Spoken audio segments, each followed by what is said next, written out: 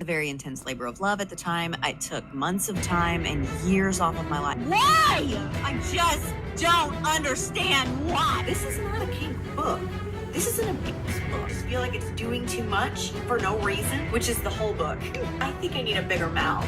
More alcohol would fit into it. Forced to sign a book that probably has boogers all over it. I doubt this will turn into something stupid. I'll need the hemorrhoid cream next. You know what? Okay. This is it. You ready?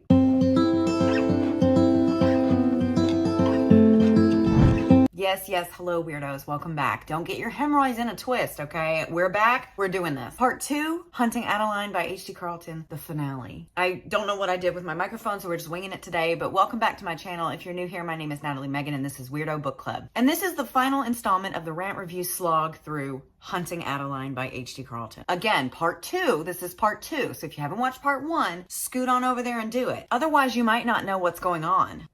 Honestly, you might run that risk either way. This book is terribly written. But listen, I get it, because this is an all too important journey of self-discovery. What do I like? What don't I like? And speaking of things that I do like, let's talk about today's sponsor, Bessa. Bessa's mission is to empower everyone to explore, embrace, and celebrate their sexuality. So when they reached out and asked me if I wanted to partner with them again and send free toys and gift cards to my audience, I said, yeah.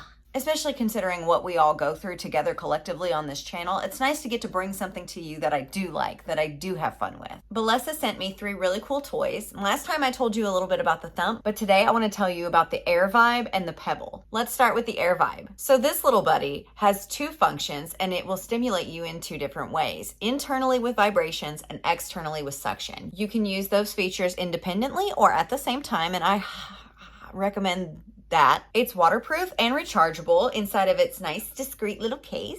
And it's just a really good time. Next, we have the Pebble, which is also a really good time in a little bitty package. It has a suction feature and a vibrating feature, which you can, again, use independently or all together. It's designed to comfortably fit in your hand, which is good because I'm pretty sure I broke my finger the other day. Not doing this, of course. And none of these toys have those annoying pattern modes. Like the fury that I know a pattern mode to invoke in me rivals the fury that comes up in these books, to be honest. But you don't have to worry about that with these. Anyway, they're small, they're powerful, though she be but little.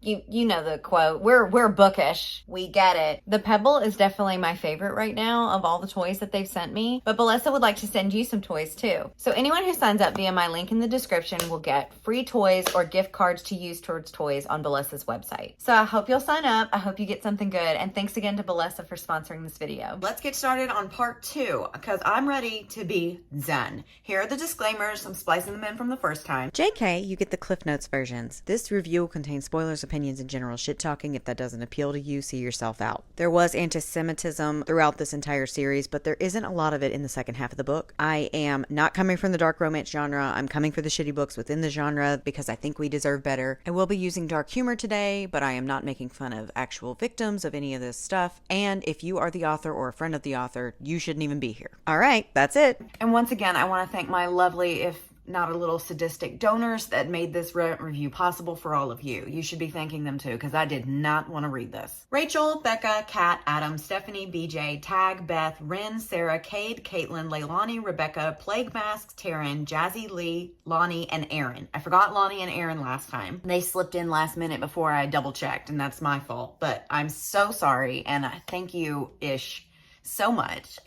I've never done a part 2 before, so the way I want to start this review off is with a bit of housekeeping. Some housekeeping, a summary of what we covered in part 1, and some predictions on what I think is in store for us. So housekeeping. First up, I've gotten a few comments over several of my videos that feature my now renowned dark daddy voice. What a legacy. Stuff along the lines of, well, of course it sounds bad when you read it like that, implying that it's not the writing or the tone set by the author in the book that's bad. It just sounds bad because of my silly, goofy voice. And to that, I'd like to say, you're totally right. You're totally right. So let's put this argument to bed, yeah? Sometimes I'm not always sane. I'm scarier than Tony the Tiger, and he knows it. Or maybe we're British. I want to tell him to get the out of my no-no square. I spot hemorrhoid cream on the receipt, but quickly decide it's none of my business what's growing on Teresa's arse. So thank you, God, for the small blessings in life and for allowing me to live another day and pass gas regularly. Amen, bitch.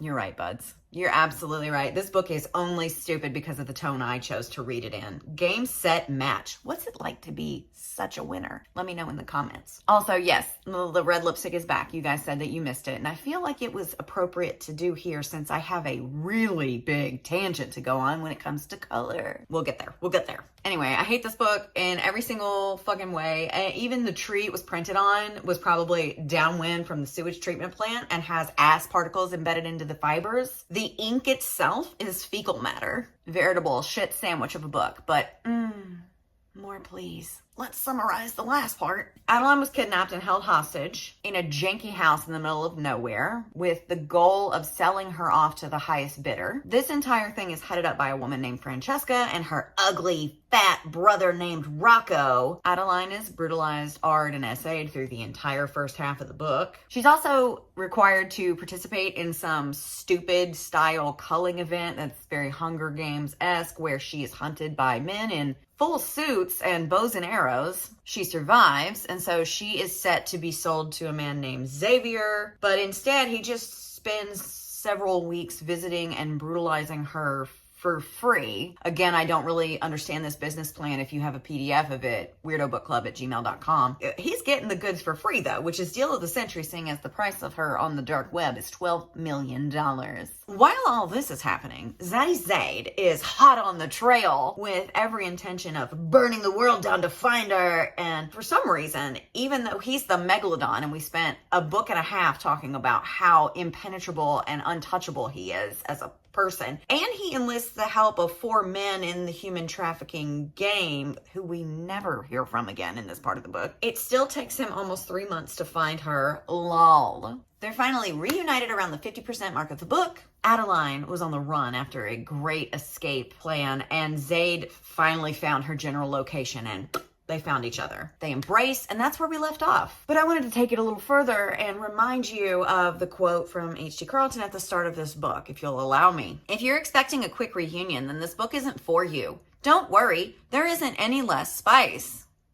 50% of the way through the book, all we've had so far is R and SA and crimes. And all of them are written in graphic detail too. Like, honestly, it's just, what are we doing? But hey, this just further proves my point that the author is irresponsible and seems to think that spice and crimes are the same thing. They are interchangeable in this world. It's H.G. Carlton's world, and we're just trying to get through it. And since we're back at the beginning already, I wanted to take a second to show you the dedication. I forgot to do this in the first part. To my anxiety, because you really tried me on this one, and I kicked your ass anyway. Now, I'm not going to make a joke about H.G. Carlton's anxiety. That's not my bag, okay? I'm not going to do that. But I am going to tell you that I also have anxiety. I've had it for most of my adult life, and it is a nightmare, truly, truly. However, I will say also that sometimes there have been moments in my life where my anxiety has been correct.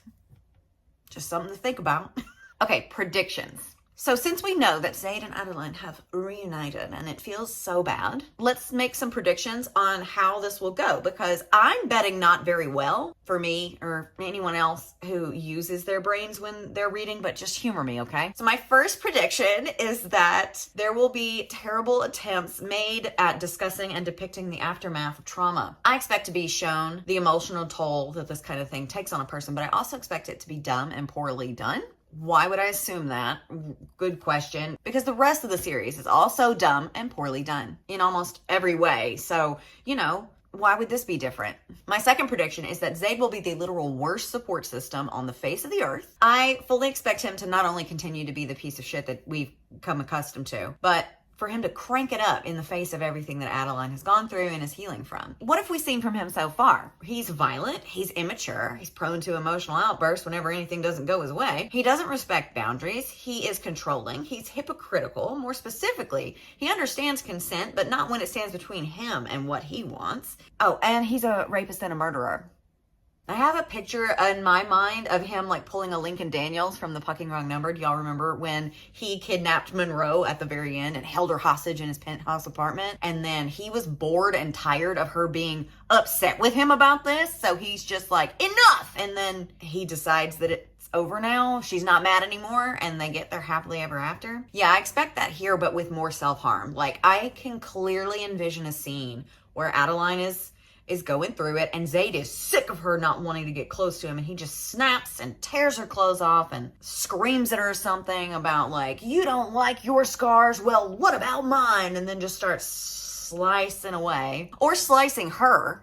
Yeah. And then they have bloody sexy time with each other. And if that doesn't happen in this book, it will be the biggest plot twist of my life. And my final prediction is that we will get at least 3 more mentions of farting, shitting, or buttholes in a non-sexual kind of way. I can't wait to get to the end so that we can go over these and see if I was right and compare notes and see if any of my predictions came true. All right, enough nonsense. Let's dive back in. Part 2. Now, I'm going to start this review off screaming, so I just want to prepare you for that. An entire tangent, a rant, I fear. A rant inside of the rant. It's like a turkey key, but a rant. It's a rant. It's a rant. So here we have this journal entry, okay? I don't think my body's ready to accept freedom yet. It doesn't feel real. I'm just waiting for someone to draw back the curtains and ta-da! I'm still trapped in that house with a random man in my face. I'm free, yet I still want to fucking die. Mwah! Side note, my lipstick isn't the same color, and I cried about that. I'm not laughing at... I'm laughing at this. As soon as I read this, I was immediately angry, and why? That's a great question. A great question with many answers, and I'd like to try to calmly walk you through my fury, if you'll walk with me. Okay, great. So here are the 3 points that I'd like to touch on. 1, this is stupid. 2, this is false. And 3, if H.D. Carlton had said nothing, none of this would have happened, and I wouldn't be wanting to yell right now. So for context, in the first half of the book, Adeline tells us that she's going to start journaling in the leftover pages in Molly's journal that she found in the floorboards of the room that she's being housed in. If she couldn't continue her story, I'm going to write mine. She also tells us that in order to do this and honor Gigi, who used to leave a red lipstick print at the end of all of her journal entries, remember from book 1, that she stole a tube of lipstick from Francesca's beauty room in order to her own pages, right? So back to the present journal entry. My lipstick isn't the same color, and I cried about that. That should mean that in journal entries 1 through 4, the first 4 that we get that have a lipstick print should all be the same color, right? Yeah, okay. So let's take a gander at the 4 journal entries written during her time in hell, right? If I walked up to you on the street, like one of those weird street interviewers, shoved a tiny microphone and these pictures in your face and asked you to tell me if all of these were the same color, would you say yes? Me too. But you know what else is even funnier? If she had said, what? Nothing about the shade, I wouldn't have even thought twice about it. But now I am a thinking. My brain is on. I know some of y'all hate that. So let's add a 5th journal entry, the entry that led us into this lipstick-coated version of hell. Once again, me and my hypothetical tiny microphone, since I couldn't find mine, want to ask if you thought these lipsticks were different colors at first glance, because that's the thing, right? These entries weren't all lined up single file next to each other like this. They were spaced out over several pages. So you see one, you read a chapter, you see another, and you what? Think nothing of it. Yeah, me too. And yet...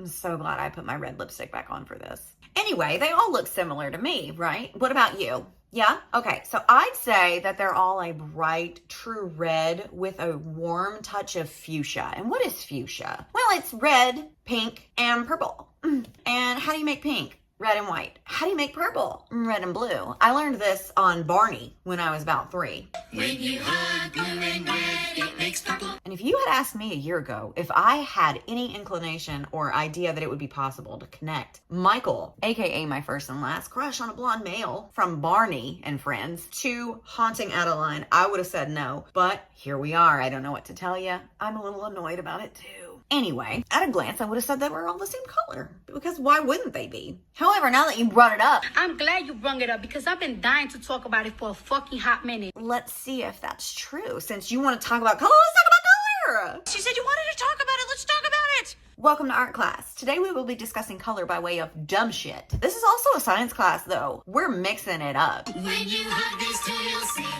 Where we will use the scientific method to prove or disprove our theory. And what is our theory? The first 4 lipstick colors are the same color, and this one is a different color.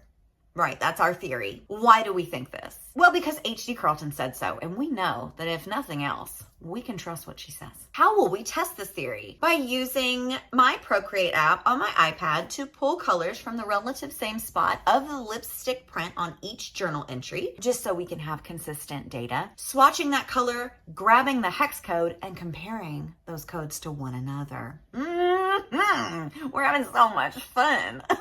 Okay, so if you look here, I've got some video footage for you. Imagine me pushing in that Laserdisc television set that we borrowed from the library. Oh, we're taking it back. Oh, so much fun. So on the first entry that we see a lipstick print, November 2021, the red for this is the hex code F92445. Next, still in November, with theoretically the same lipstick, we have hex code FB2746.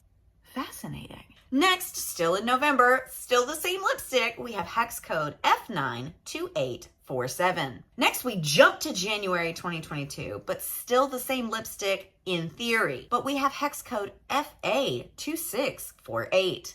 Finally, we have the January post-rescue entry that first brought up and made the difference in shade our problem with a hex code of FC2A34.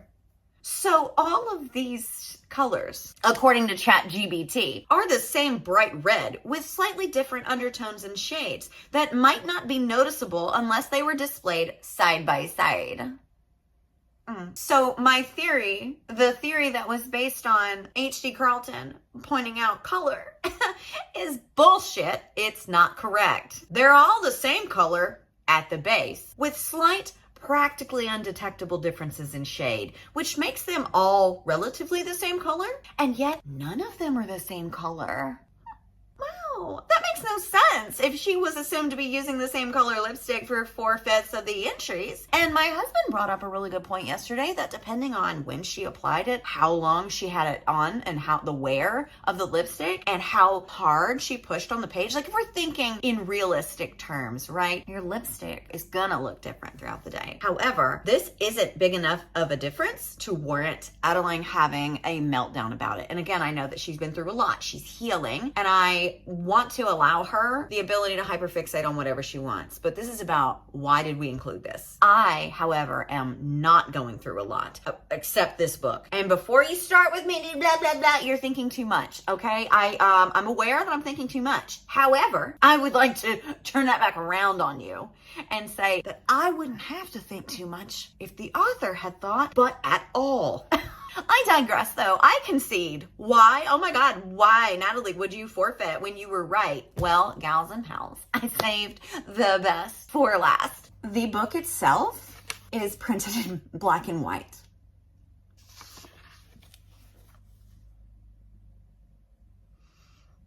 Now, the ebook was in color when I read it on my Kindle app on my phone, okay? So I can assume that if you have a colorized e-reader, it will also show up there. However, isn't even printed in color. So all of this was for nothing. I mean, all of the book is for nothing. This is just the worst book ever. But, and I get it, okay? I understand what the goal was here, right? Let me walk with you.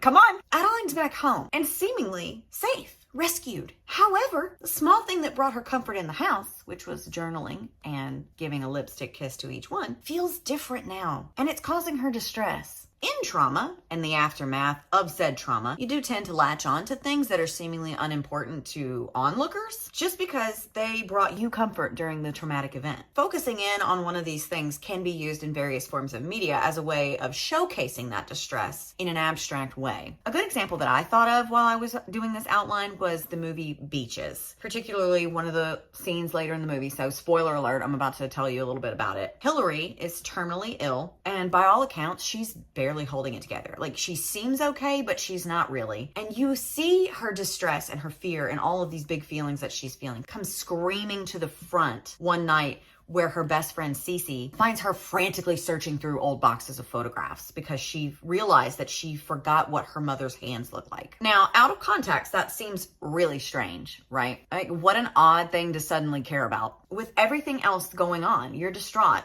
at the fact that you can't conjure up an image of your late mother's hands. But what I didn't tell you is that Hillary has a young daughter of her own, and Hillary is terrified of one day leaving her behind. And before the frantic photo scene, you see Hillary sitting on her porch of her beach house, watching her best friend Cece play with her daughter on the beach. And it feels like everything just kind of hits her at once. The fear and the anxiety, and also the realization that one day Hillary's child might not remember parts of her anymore. And we can connect those dots on our own. I didn't need to explain it to you. But this scene did a good job of showcasing fear, anxiety, utter despair that this woman must be going through in a really subtle but powerful way. The end result actually means something here.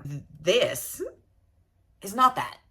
This is absolutely pointless, and it could have been something, but it was actually nothing. And that's pretty much my entire summation of this entire series, but I digress. I'm not discounting that the lighting may be different in Parsons Manor and the wear on the lipstick, blah, blah, blah. I know. But if you were going to do something like this to convey like the passing of time, the strange fixations, the comforts that trauma can bring, and the way you are not feeling at home, or like you're really settled, like something feels off with you and something feels off about the lipstick, there are better ways that you could have done this. So the first option would have just to have made the lipstick color difference absolutely noticeable, even if they weren't lined up side by side. And then print the goddamn book in color, because otherwise it's pointless.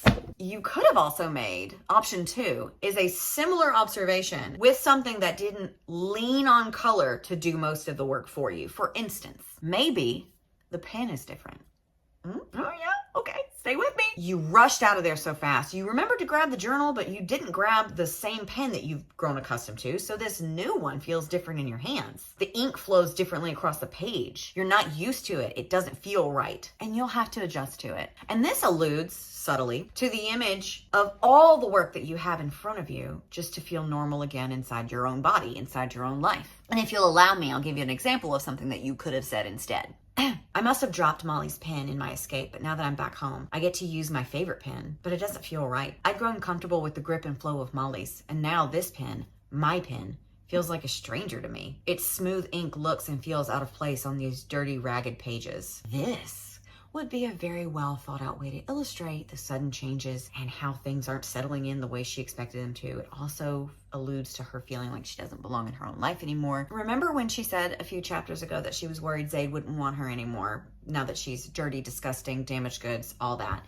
That's a fairly normal thing to feel after attacks like this. And this could have been a subtle way of hinting that that's something that she's still struggling with, even when it comes to something so seemingly trivial as a pen. It also ties into her being a successful writer. She probably has pens that she likes, you know, writing is her passion, blah, blah, blah, all of that. And she could have constructed this metaphor without having to print the book in color. Could have kept it black and white for that one, because the ink is black and the pages are white. So let's revisit my 3 points so we can get done with this. 1, this is stupid. True. 2, this is false. Also true. 3, if H.G. Carlton had said nothing about the lipstick color, none of this wouldn't happen, and I wouldn't be yelling right now.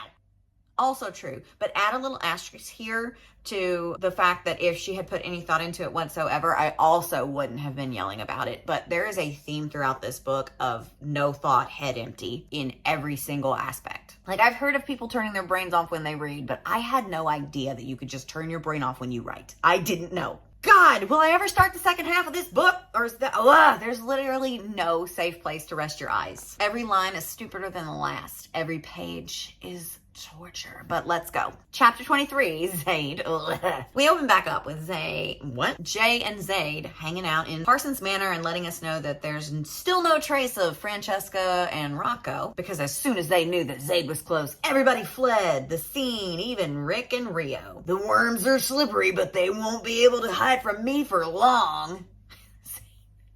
please. You couldn't even find them without help for 3 months already. I'd say if they just moved to a new location, repeat exactly what they did there, you may never find them as long as you live. Megalodon, my ass. Jay is skeeved out from being in this creepy house, which is still just the barest bones of a haunting. Every now and then there's wind, cold chills, whispers. They do nothing. They are nothing. There's no point. What is the point of this? But the activity has quadrupled since Adeline's been back, where anything times 0 is still 0, Zade. We're in math class now. I learned this in 3rd grade. A cool breeze on your neck that ends up being nothing is still nothing. 100,000 million bazillion times 0, nothing, is still nothing. They discuss how Addie is. Apparently after Zade found her, he took her to some of his trusted friends, a man named Teddy, a surgeon, and his son Tanner, a nurse. They treat her and her immense physical damage. Even though Zade wanted to go burn the world down, he refused to turn away from all that was done to her. Yeah, no shit. He really loves watching people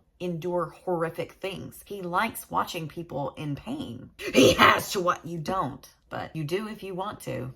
If he wanted to, he would. Am I right? And he does. The minute they arrive back to her house, since she's a famous author, the Pops were swarming. Pops? Father? The Paps were swarming, wanting to get a quote. But for the first couple of weeks, she just burrowed into her black silk sheets in her bed and hardly spoke at all, which is valid. She alternates between blank expressions and just extreme sorrow and breakdowns, which is also a normal thing when you experience trauma in this way. Believe it or not, I couldn't believe it. Zade hired a therapist for her named Dr. Maybell. I can't help but notice he didn't say, I hired my therapist. But whatever, kings don't need therapy. Seeing her like this breaks my fucking heart, and all I want to do is hand her the pieces and give her something to hold on to. But she won't hold on to anything. Won't even let me come near. If I get within a foot of her, she flips out. She absolutely refuses to let me touch her, and it's killing me because it's all I want to do. Yeah, I bet. I wouldn't let you near me either, to be fair. And this is when I first formed that theory that he's just going to Lincoln Daniels them both out of this. Well, that and this next bit.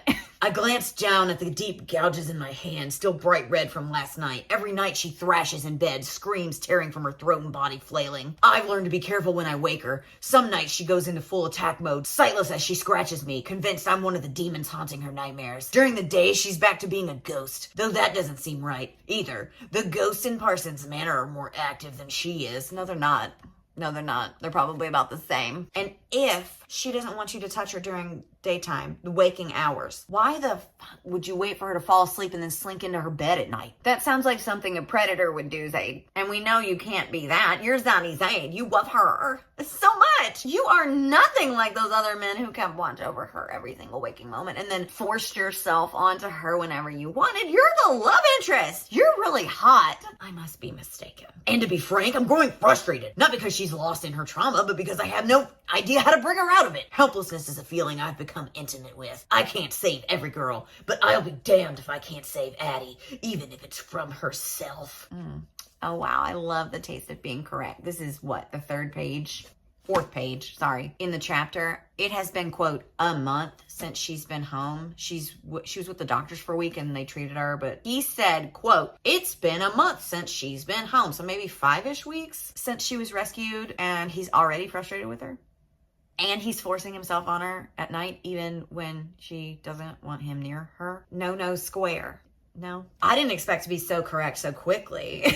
Jay gives him some flowers to give to Addie because he understands that she's not up for visitors, and he just wants to leave her a gift instead of creeping into her room where he is not wanted and shoving them into her grasp, which is so weird. It's weird. Jay, you're being weird. Like, cute nails though. Hot pink, right? Oh, I just think it's funny that he understands boundaries, but our love interest doesn't. So, Rio's sister, Katarina, Zade tells us that he's been so wrapped up in helping Addie that he just sent some of his mercenaries to go get her. Rio had given Adeline her name and this tidbit that she was being held near a sunflower field. And that seems stupid, and it is, but just stay with me. If it wasn't for Addie insisting Katarina was by a sunflower field, it might have taken a lot longer to find her. But they were able to track her down within a couple of days and get her out of there.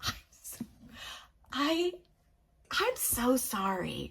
Well, maybe I'm the dumb one here. That's always a risk we run. Are you telling me that you had this girl's name and her general proximity to a sunflower field, and her rescue took your men, not even you, your men, 3 fucking days? God, if only there was a field of flowers near Addie, then we would have gotten a quick reunion that we all wanted. Rats! Anyway, Jay leaves the creepy house and Zade goes up to check on Addie again, who's probably napping since her mom just left. The first time meeting Serena Riley was interesting. Addie never told her about me, which I had expected considering their relationship was in shambles long before I came along. And regardless of the fact I found her daughter, her spidey senses are tingling and she senses just how dangerous I am. She's not wrong. No, she's not wrong. I don't think Adeline's mom has been wrong about a single thing. We heard about how horrible she was in book 1 because she thought there was something wrong with Adeline from just how much enjoyment she got out of really horrifying things. And now she's dating and living alongside her rapist. But yeah, fuck her mom.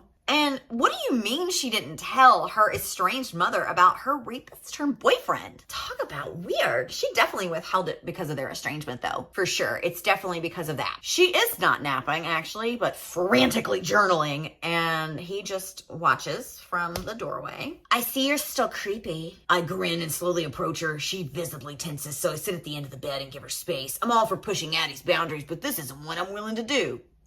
Despite my less than honorable methods with her in the past, the last thing I want to do is worsen her trauma. She's been through enough. She doesn't need another self-serving man taking something from her that she's not willing to give. When she's ready to accept me again, I can't promise I won't push her past her comfort zone and work to reawaken a part of her that I'm sure she feels is lost. But that takes time and trust, and I'm a patient man. So I have some questions. First, when have you ever been patient? Never? Okay, great. Next, if you aren't willing to push her boundaries, why do you slither into her bed every night even though you know she doesn't want to be touched? Yeah. Lastly, does it take time and trust? Now, you didn't seem to know of or respect those requirements when you first R'd her and then continued to R her through the first book. Interesting. He tells her about the roses and she feels slightly guilty that she hasn't met him yet because she wants to say thank you because he saved their lives, really. Jay isn't going anywhere and he understands that you're not ready for people yet. Peopling sounds exhausting. And speaking of exhausting tasks, I need to shower. Is she a cringy millennial or a toddler?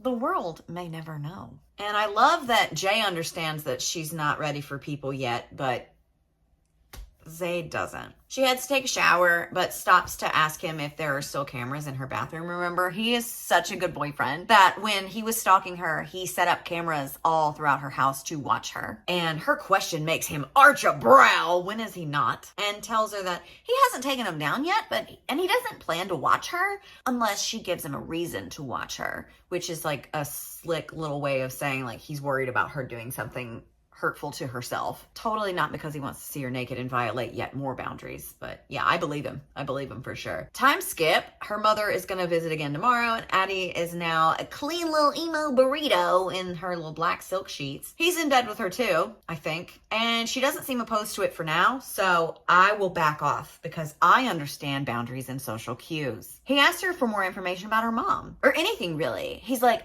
I want to know you. Because sure, I mean, he knows all of the Googleable things about her since he stalked her in order to get close to her, but he doesn't know, like, The deep stuff. The deep stuff. the real important stuff, the stuff that matters. His words, not mine. Mommy Dearest never really liked her because she never lived up to the potential that her mom wanted for her, beauty pageants, marrying rich, whatever. And Zade's like, dodged a bullet there because I'm mega rich and we're getting married. And she's like, I can't possibly marry you now because my life purpose is to disappoint her. And he arches a brow and says that he'd become poor for her. And she's like, I don't even know your name. or your birthday. So he tells us, I am so blessed to bring this information to you. My birthday is September 7th. Doesn't surprise me that you're a Virgo. Next. Me either, Adeline, but let's continue. I bite my lip, tempted to spank her ass and give her a reason to be sassy. Meadows, baby. Our last name is Meadows. Ugh. Yours. Don't get ahead of yourself. You'll be expected to beg. She's feeling good today. Good for her. I'm glad she's having a good day. I expect him to die. I don't care if he begs. I just want him taken out. Zade Meadows is a Virgo male. And the moment I read this, everything made so much more sense. Virgo men are demons. Forged in the deepest pits of hell. No offense to any Virgo men watching. I'm sure you're different. They keep having their little pillow talk, and I hate them more now than I ever have. We end the chapter with one of those frantic journal entries featuring yet another lipstick kiss. So I think what this whole thing is trying to get at, or the intention of this, is to show us that Addie might be leaning a little into the darkness right now. She's having some dark thoughts, and I am positive that that won't come up later. Also, for those who are curious, me, the hex code on this lipstick is FA2431. Another new hex code to add to our list. We are having so much fun. This is me right now. Actually, it's coral blue number. Chapter 24, Adeline. She has an awkward favor to ask Zade. Can you drive me to the clinic? I don't know why this would be awkward, but go off. She hasn't driven since the accident. Her car was totaled, and even though Zade bought her a new one, she hasn't felt up to it. Plus, it's missing the ketchup stain on the roof. I miss that stain. I still don't remember where it came from, but I'm pretty sure it was from a flyaway french fry after I hit a speed bump too hard. Holy shit! We finally might know the possible origin of the ketchup stain from book 1. Maybe. What a fucking idiot. Anyway, he's down to drive her. Casual, no big deal. Sure, baby, I'll be in the car. He stands and then pauses and looks at me. And by the way, nothing is awkward between us. If you need me to pluck a butthole hair, I'll do it. Or, pop an ingrown hair on your vagina. I'm stunned. This bitch is too stunned to speak. No, I'm not. When is that ever the case? You're both successful and rich. Hire a waxer. 1. 2. I don't think you're supposed to pop ingrown hairs. Hello, infection. 3. I don't think your anus grows hair. There's hair around. And last but not least, there are no ingrown hairs on your vagina, because your vagina is the internal. You mean vulva? Maybe. Labia? Maybe. There's no. God damn it! Little baby's upset by the big bad book. I still don't get how this would be an awkward request, though. I understand that getting an STD, STI screening can be awkward for people who aren't emotionally mature enough to have conversations around safe sex. Butthole. Hemorrhoids. No, square. Booger. Cooties. Fart. Oh, wait. Yeah, no, you're right. I forgot what book we were in. Never mind, girly pop. This is so freaking awkward. H.D. Carlton then goes on for several paragraphs, speaking rather harshly about STDs, and I would love a tally of whom amongst us is surprised. And then Adeline says that even though she has an IUD, if she were to be pregnant with another man's baby, she would jump off a very tall something. Delightful. I feel like this is a great example on why people need access to proper reproductive health care, education, and resources. But time skip. She's gone through the whole doctor's appointment, and Zade offers to take her for ice cream. Sexily, of course, because apparently watching Zade drive is foreplay.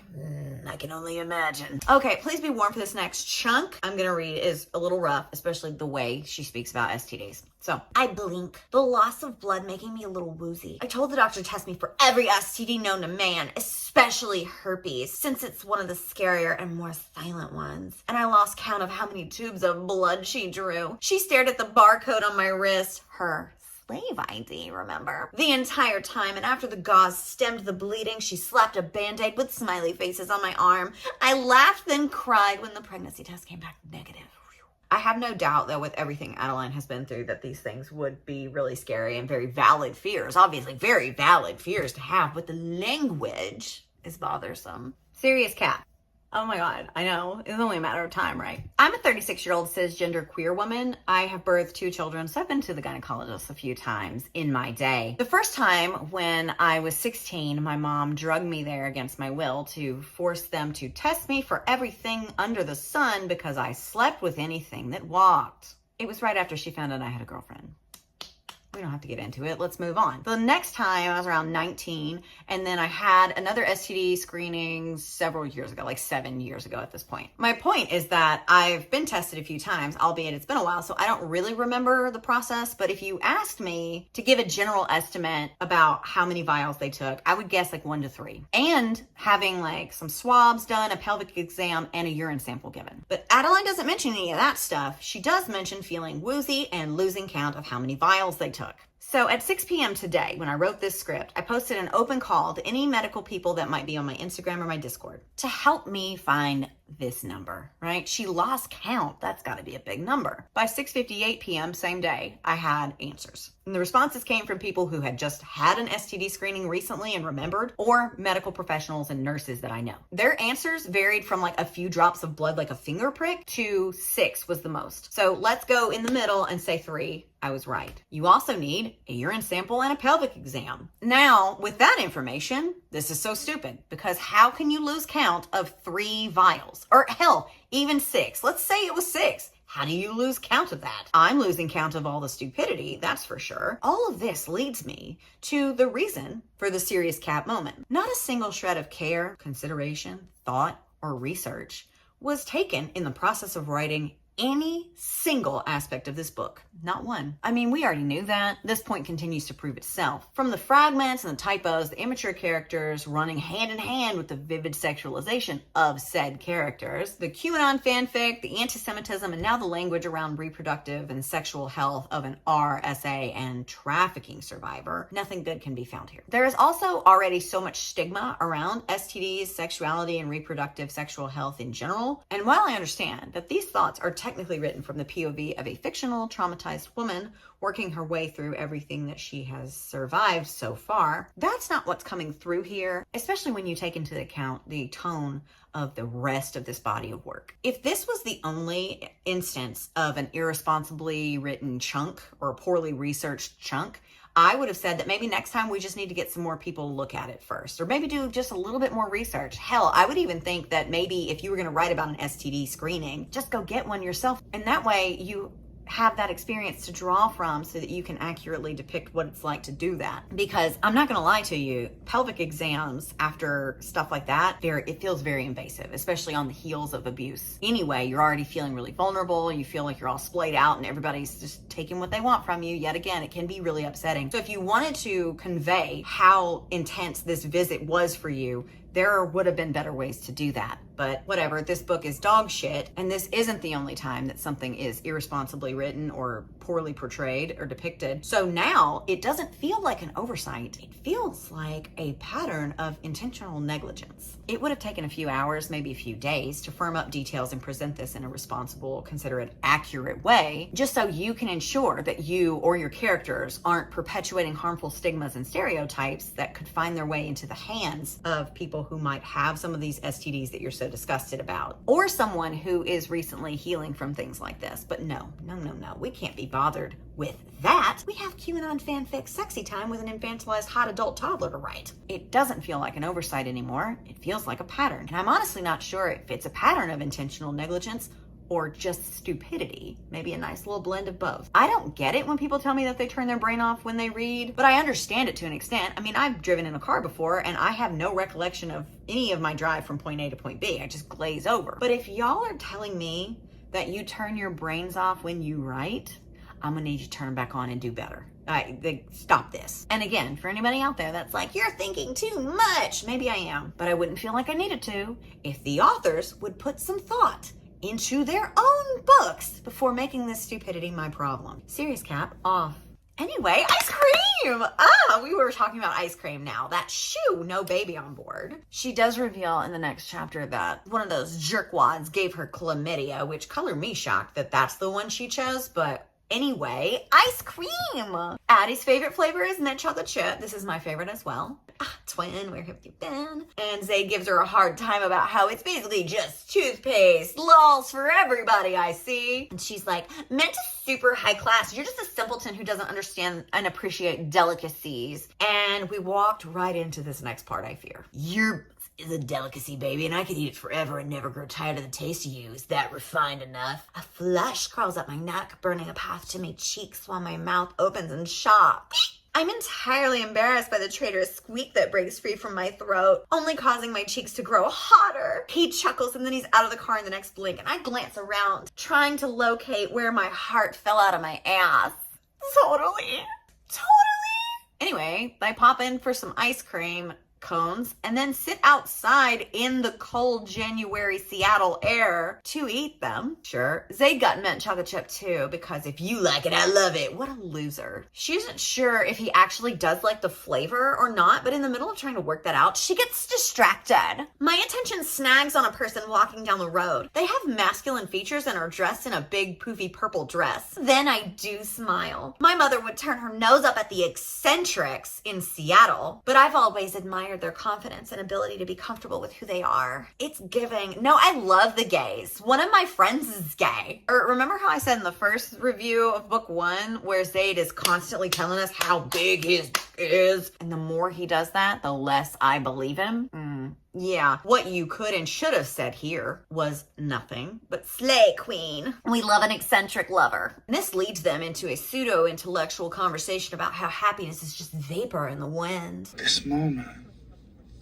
is fleeting because it's being chased by another moment. Forever fleeting, and all that matters is living life the way you want to. Anyway, he notices that she's freezing, finally, after watching her eat an entire ice cream cone outside in January in Seattle. So he gives her his jacket. She says thanks. She feels like her happy vapors might be coming back one day. Good. That makes me happy for you. It can be really difficult as a survivor of things like this to see the light at the end of the tunnel and to see hope and to feel like there's a point in continuing forward. And it's even more normal to feel like you may never get out of what you're feeling right now. Like, it feels so bad when you're in it. So I am happy that she's feeling better. I'm not happy about anything else. Not another journal. So the PTSD things that survivors often feel after being violated in such ways can vary from person to person. Everybody's different. The way they cope is different. Healing is not linear, all that. And some people become very apprehensive when it comes to physical touch, even from people who they love and trust. Other people experience hypersexualization in an effort to reclaim some of the power they feel like they lost. Like I said, it's different for everybody and neither is better or worse than the other. So this makes a modicum of sense. Color me surprised. However, on a less serious note, I would want to set myself on fire if Zade touched me too. This last part here about why did we need it?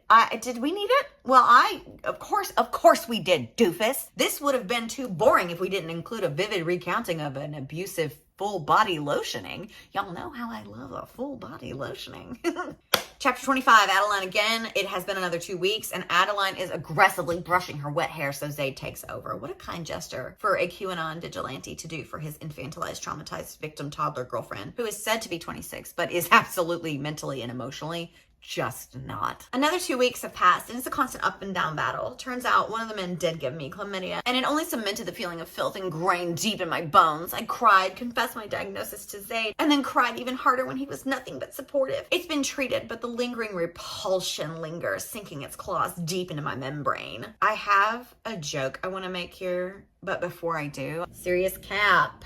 I understand that Adeline is going through a lot right now, and it seems like a lot of it is manifesting as self-loathing, guilt, and shame, and that's fine. I also understand that sometimes I feel the need to be louder than the dumb words written in shitty books or the potentially unkind things it might trigger you to think about yourself. So allow me. If you have or have had or do have or maybe might one day have an STD and STI, you are not repulsive, you are not filthy, you are not disgusting, you are worth loving. That's it. That's all I've got for you. Serious cap off. Now please enjoy this clip of Zade. I do not care that you gave me chlamydia. I don't. I love you and I want to be with you. Again, chlamydia, colloquially, is known as the clap in the streets and can cause serious harm to your health if left untreated. But if you get screened regularly, what we should all be doing, and you catch it early, it can be cured with a simple round of antibiotics. Wouldn't you know it? Links to resources are below, friends. Anyway, he keeps brushing her hair and then he starts to braid it. Where the hell did you learn to do that? I'm tempted to twist around like a dog chasing its tail just so I can witness this. Ruby taught me. There was a young girl I rescued a few years ago, and she wouldn't let anyone else touch her but me at first. She loved braids in her hair, so I learned how to do them for her. Got pretty good at it, too. My lip trembles, and I'm forced to suck it between my teeth to keep the sob in. Bastard of a man. Just when I think I can't fall in love with him any more than I already have, he goes and does that shit. Adeline, baby, I know you're going through a lot right now. This man was arguably, factually, the first man to argue in this series. Now, I don't know about your life before the books. That's between you and your female lord. But let's keep some perspective, please, for the love of all things. Like, I know you're in a lot of pain, feeling a lot of stuff. He was the OG artist here. It's swell that he knows how to braid hair. The bar is in hell. But he also knows how to hack police records and delete all the reports you made when he was stalking you. He also knows how to build an electrical machine that can keep reviving a man that he is torturing to death and wants to torture to death more than once. Perspective, perspective, perspective. We need it. We gotta keep it. He asked if he could take her somewhere and show her something, and someone, I don't know, just get in the car. 45 minutes later, they arrive at their destination, which is basically like a little mini Jonestown socialist paradise village, currently housing 132 of the women and children that he saved that didn't have homes to return to. The fact that he knows the exact number of people living here does weird things to her heart. Things she didn't consent to. I don't know why we care about consent now when it comes to Zade. But sure, he apparently owns hundreds of acres of land and can continue building and expanding as needed as the space demands. She's like, you really are stupid rich, aren't you? How do you keep these villages safe? And he tells her that all of his assets are under an alias and none of them tie back to him in any way. I would exhale a big sigh of relief here, but seeing as his name is Zade and he named his business Z, and in the first book when he was forced to come up with a fake name to give someone, he chose Zach. I am not optimistic about his abilities here. He probably named it X. They'll never suspect that X is actually Zach Zade Z. Fucking dork. He leads her further into the village. Ruby comes up. She's being flanked by a bunch of little kiddos. She smiles and she embraces Addie and says that she should visit more often because the kiddos are good for the soul. He leads her into a greenhouse to meet someone, Katerina, Rio's sister that he rescued, thanks to Addie and the sunflower field proximity, we remember. She hugs them both after they explain who they are, and she and Addie chat about Rio, and Addie takes entirely too long to put the pieces together on why Rio was even in this position in the first place, but I'm going to sum it up. Apparently, Rio was Francesca's favorite from the time he was a child, and if he ever stepped out of line and tried to leave her, she would hurt Katerina. Adeline hears this and she's like, what do you mean? What would you... Oh, stupid. That's enough of Catalina Corner. Next we head to the chicken coop. How fun. This is just so fun. I didn't expect Zade to have a cottagecore era to him, but here we are. And here is Jillian too, one of the girls that Addie was being held with, remember? I believe she's the one who ultimately helped Zade track her down. Riker, Dare, Case, and Slade who, am I right? What is the point of this? They embrace, they chat for a little bit. She thanks Zade again for giving her a place and a reason to live, for saving her. She and Jillian chat for like an hour, and Jillian makes Addie pinky promise that she's gonna bring her one of her signed books. To which Adeline says, I miss writing, but I know I'm not ready for that yet. Ready for what? Writing your name on the inside cover page? You already have completed works that you've written. Zade literally met you in a bookstore where you were meeting fellow members of Team Freckles and signing published copies of your book. Am I being dumb here? Also, who wants to bet that she turns these journal entries into a book at the end of the novel? They wander around a bit more, and Adeline tells us that the people here are able to learn like schooling and trades and stuff in case they want to leave, saying, quote, of course no one is required to leave, but the last thing Zade wants to do is strip people of their independence. So those who want to go out and experience the world and lead normal lives are able to do so. No, Zade would never want to strip people of their independence, their autonomy. I mean, from the moment he laid eyes on you in the bookstore we just spoke of, he decided to stalk and argue into submission in hopes of fulfilling his dream of marrying and procreating with you. And he decided all of this before he'd even spoken to you, let alone asked you if you wanted those things too. But hey, the last thing that Zade would want to do is limit people's choices and strip them of their independence. You're so right. INDEPENDENT,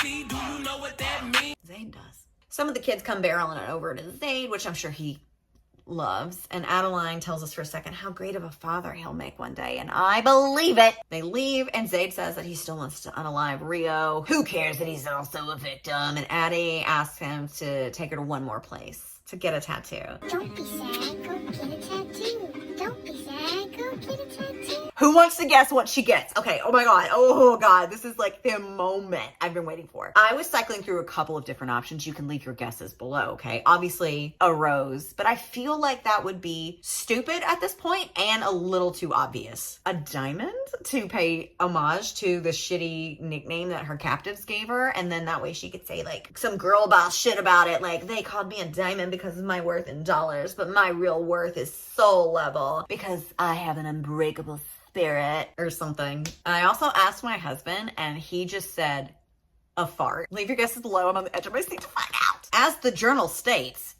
I got an elaborate rose that completely covers the barcode, the stem wrapping around my arm. I am so disappointed in myself right now. I literally typed the words into my script that a rose would be too stupid and too obvious, knowing damn well which book we're in, which dumbasses we're dealing with, and I still... Chapter 26, Adeline. We open to hearing someone's in her house, and it's Zade, because of course it is, but she is having a flashback, hallucinates that it's Xavier, and in her panic, she almost stabs Zade in the face. And that is such a shame, but what did Brandy tell us in the 90s? Damn it, we were so close. Anyway, Zade asks her if she wants to talk about what just happened, and she makes him swear not to tell her mother about this because she would just die if her mom found out that she was as dramatic as her mom is, which is odd. I think that on the heels of being kidnapped, held, assaulted in various ways for several months by several different people, it would be expected for you to have some tough moments. But sure, girl. Oh my god, drama queen much? Don't tell mommy. So anyway, they just keep talking, and Zade's like, there's some stuff I need to clear up with Jay and work on with the society. Can we talk about who put the target on you? And Adeline reveals that she knows it was Claire because Claire came to visit her. And Zade starts to tell her that he could use her help, but she cuts him off and being like, I want to help. Volunteer as tribute. Seeing all the survivors in the village did some good for her. And to that I say, good for you. It was either that or that sick-ass rose tattoo. Regardless, she is ready to help. And that's something that helps me with my stuff too. Last year, my grandfather passed away. Not to bring him into this horrible book. May he rest. He got sick, and a month later, he was gone. So in that time, it helped me to just get through it by focusing on a goal and having tasks that I knew I needed to do, you know? And so I understand this. This is all very valid. She needs to help. And Zade is like, cool. With a few rules in place. Namely, we start training again and I teach you how to defend yourself and fight back and use a weapon. But so help me God, you will not do any stupid shit when we're working in the field. Tall order, my guy. Are you not aware of what she just went through? Have you not heard of PTSD? Have you not seen or read the Hunger Games series? I know you have, because it's all over this mess of a book. Since y'all love the Hunger Games so much, Katniss was in the arena for 18 days. And she had flashbacks in the woods once she got back home. Nightmares that didn't go away for years and years. She experienced shell shock and was nearly catatonic after what happened to her sister in book 3. For Christ's sake, Zade, she kissed Gale. You want Addie to pinky swear that she won't do anything stupid when faced with really, really intense situations? When she's not healed from all of this stuff yet? If she makes it, I bet she breaks it. And I won't even falter. She has PTSD. It's a wonder that she's functioning at all right now, since this is your area of expertise, rescuing and rehabilitating the victims of trafficking. Shouldn't you know that? And this is not me saying that victims are useless. Please understand. They're not useless, nor are they mentally ill shells of their former self. But Addie just mentioned how she wants to see her therapist again and more frequently. And it's been about 2 months. Why isn't she seeing her regularly right now? I've been in therapy in various forms over the last decade or so of my life. And when things are going really, really, really bad for me, I start upping my visitations, the frequency of them. It's like when things start to get better, we adjust to like bi-weekly and then monthly. And then right now I'm currently checking in every 6 months just for a vibe check. What do you mean you want to see your therapist again and more regularly? How many times have you seen her? Once? The fuck? And now you want her to go out and help you track down and face off with the very people who were the source of her trauma and abuse, but she has to promise not to do anything stupid. This is absolutely ridiculous. They're both stupid though, because Addie's like, oh, why would you think I'd do something stupid? You're brave, incredibly brave and a damn survivor, and it's admirable as you have no idea how proud I am of you, but you're also impulsive and reactive, and I refuse to lose you again. Do you hear me? I won't. No, you shouldn't, because you won't ever find her again, maybe. Which means that you have to listen to me, and you cannot go off and do your own thing because you think you're helping. We're a team, baby. Got it. Impulsive and reactive, huh? Why does that sound familiar to me? So why do you get to go out and be impulsive and reactive in the field, but she doesn't? 3 weeks go by and they're well into their training. I do think that physical fitness and having a regimented routine to your day with a goal that you're working towards, like I said, can be really good as far as healing is concerned, but I give these two nothing. They have this tennis style match argument that is stupid, but it's supposed to sound really deep, I'm sure. I don't know how you can kill people and be okay with it. I know who I am. I've never tried to hide it. That's me. Who are you? I don't know how you do it. How do you justify it to yourself? Then he throws all the R and SA and stalking he did to her in her face, as if that is an argument in some or any way. I don't know. It's just stupid. Leave me alone. Then she asks him what's stopping him from R-ing her now. You did it then. Why aren't you doing it now? Good question. I would also like these answers. He says he knows that it would be different this time and he wouldn't be able to live with himself. And then he goes off on some more bullshit. Something about how he never claimed to be a good man and that he was born with a blackened soul and good intentions. Blah,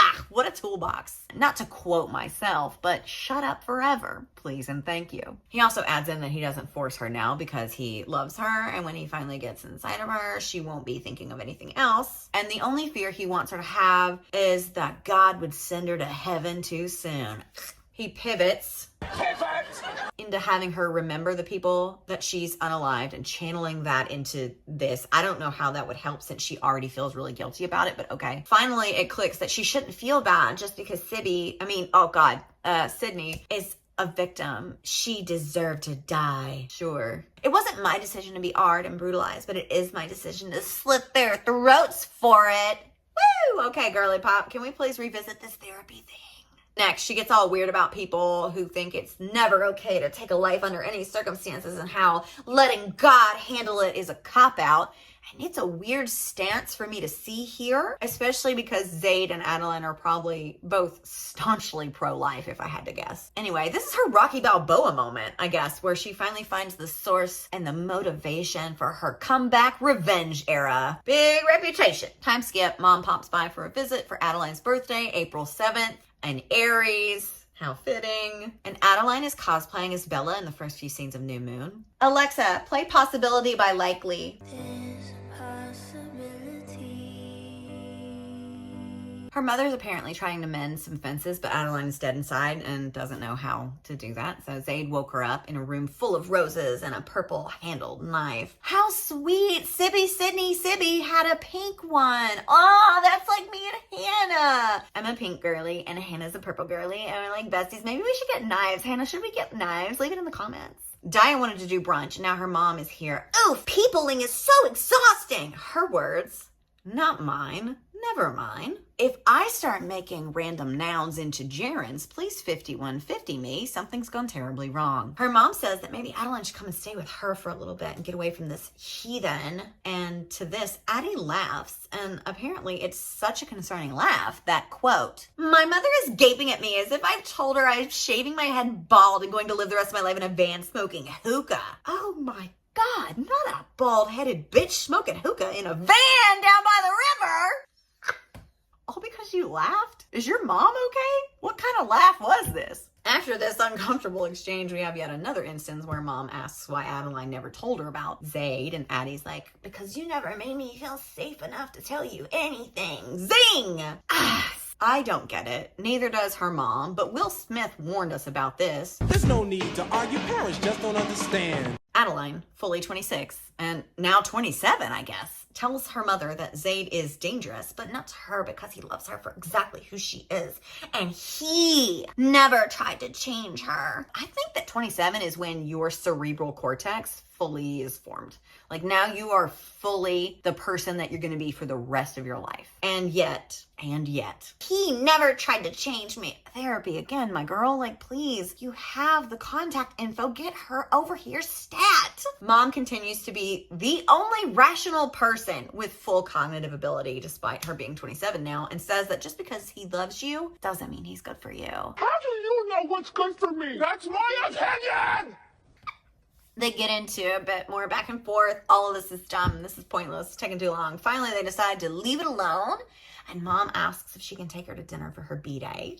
Woo! Another journal entry with nothing worth mentioning except that this lipstick is hex code FC2632. Yes, I will keep doing this. No, we haven't had one single matching hex code yet? Thanks for asking. Chapter 27, Adeline. Dia is here for a girls' night. Just them, some wine, and a ghost leaving healed footstep sounds along the hallway that reminds Addie of Francesca. How exciting to finally see some ghost activity in this haunted house. I hope you're hungry for nothing. They have some girl talk, and Addie shares that she still doesn't want to be touched, and the thought of it makes her nauseous. But how she loves Zade and she wants him to touch her, but she physically can't handle it. And that's fair. That's valid. Got nothing. No notes. They talk about their traumas and they cry and they hug, and Dia's like, drink more wine, because that is always the answer from our token black character. We have the token black friend and the token girly pop queer character with Jay. The gang's all here. Dia asks where Zade is, and Addie realizes that she doesn't know. He said he had to take care of something after training, but she was too wiped out to care. Speaking of wiped, we both shrug it off. He could have realized we ran out of toilet paper and needed to replenish it for all of I know. I think if it were important, he would have said, more butthole stuff. Great. Fantastic. He also doesn't always tell her everything, so why would she? Whatever. They continue getting sloshed, or pleasantly buzzed, as Adeline calls it. Who wants to bet that alcohol is the road back to physical intimacy with Zade? Spoiler alert, it's not. But am I wrong for thinking it? You're gonna look at me and you're gonna tell me that I'm wrong? Am I wrong? Am I wrong for assuming? Just then their wine-infused, giggle-infested doom scrolling is interrupted by two voices bombarding coming in the front door. This line was a throwaway line. It matters nothing, but it was too stupid not to include it. So here. Sage and caramel eyes meet in a collision of confusion, and what the... Tell me again, commenters, how this book only sucks because of the voices I read it in. Tell me.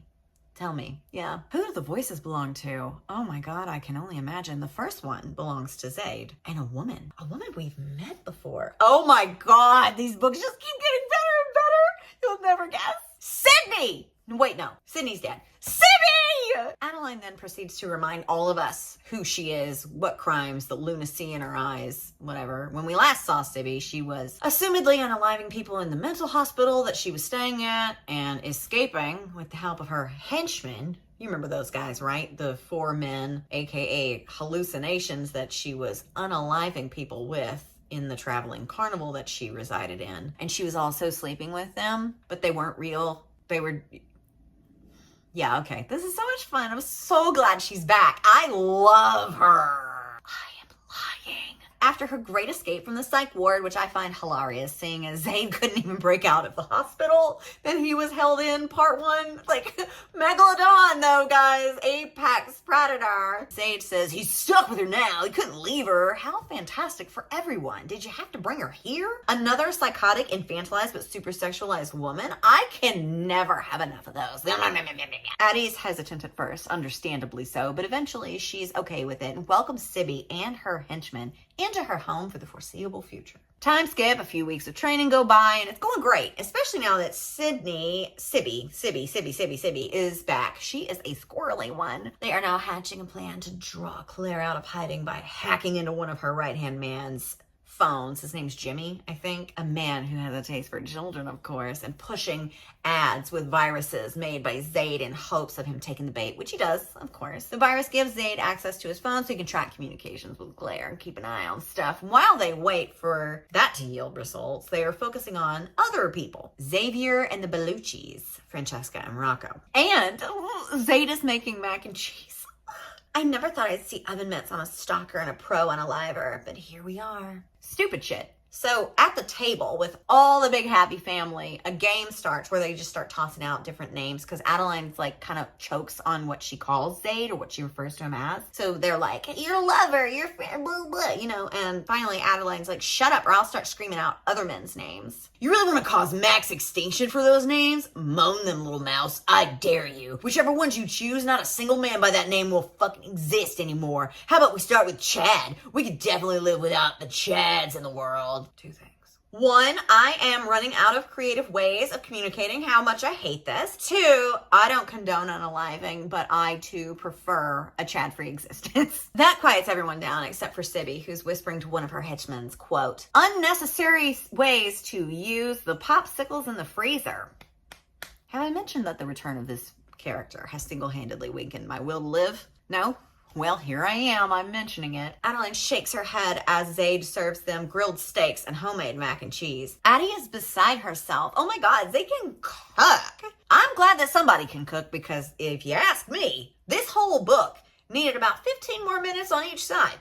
They discuss tracking down Xavier a bit over dinner when Zade leans over and whispers something stupid to Addie. And she says, "A shiver rolls down my spine and goosebumps spread across my body like the Black Plague." Hi. Read this.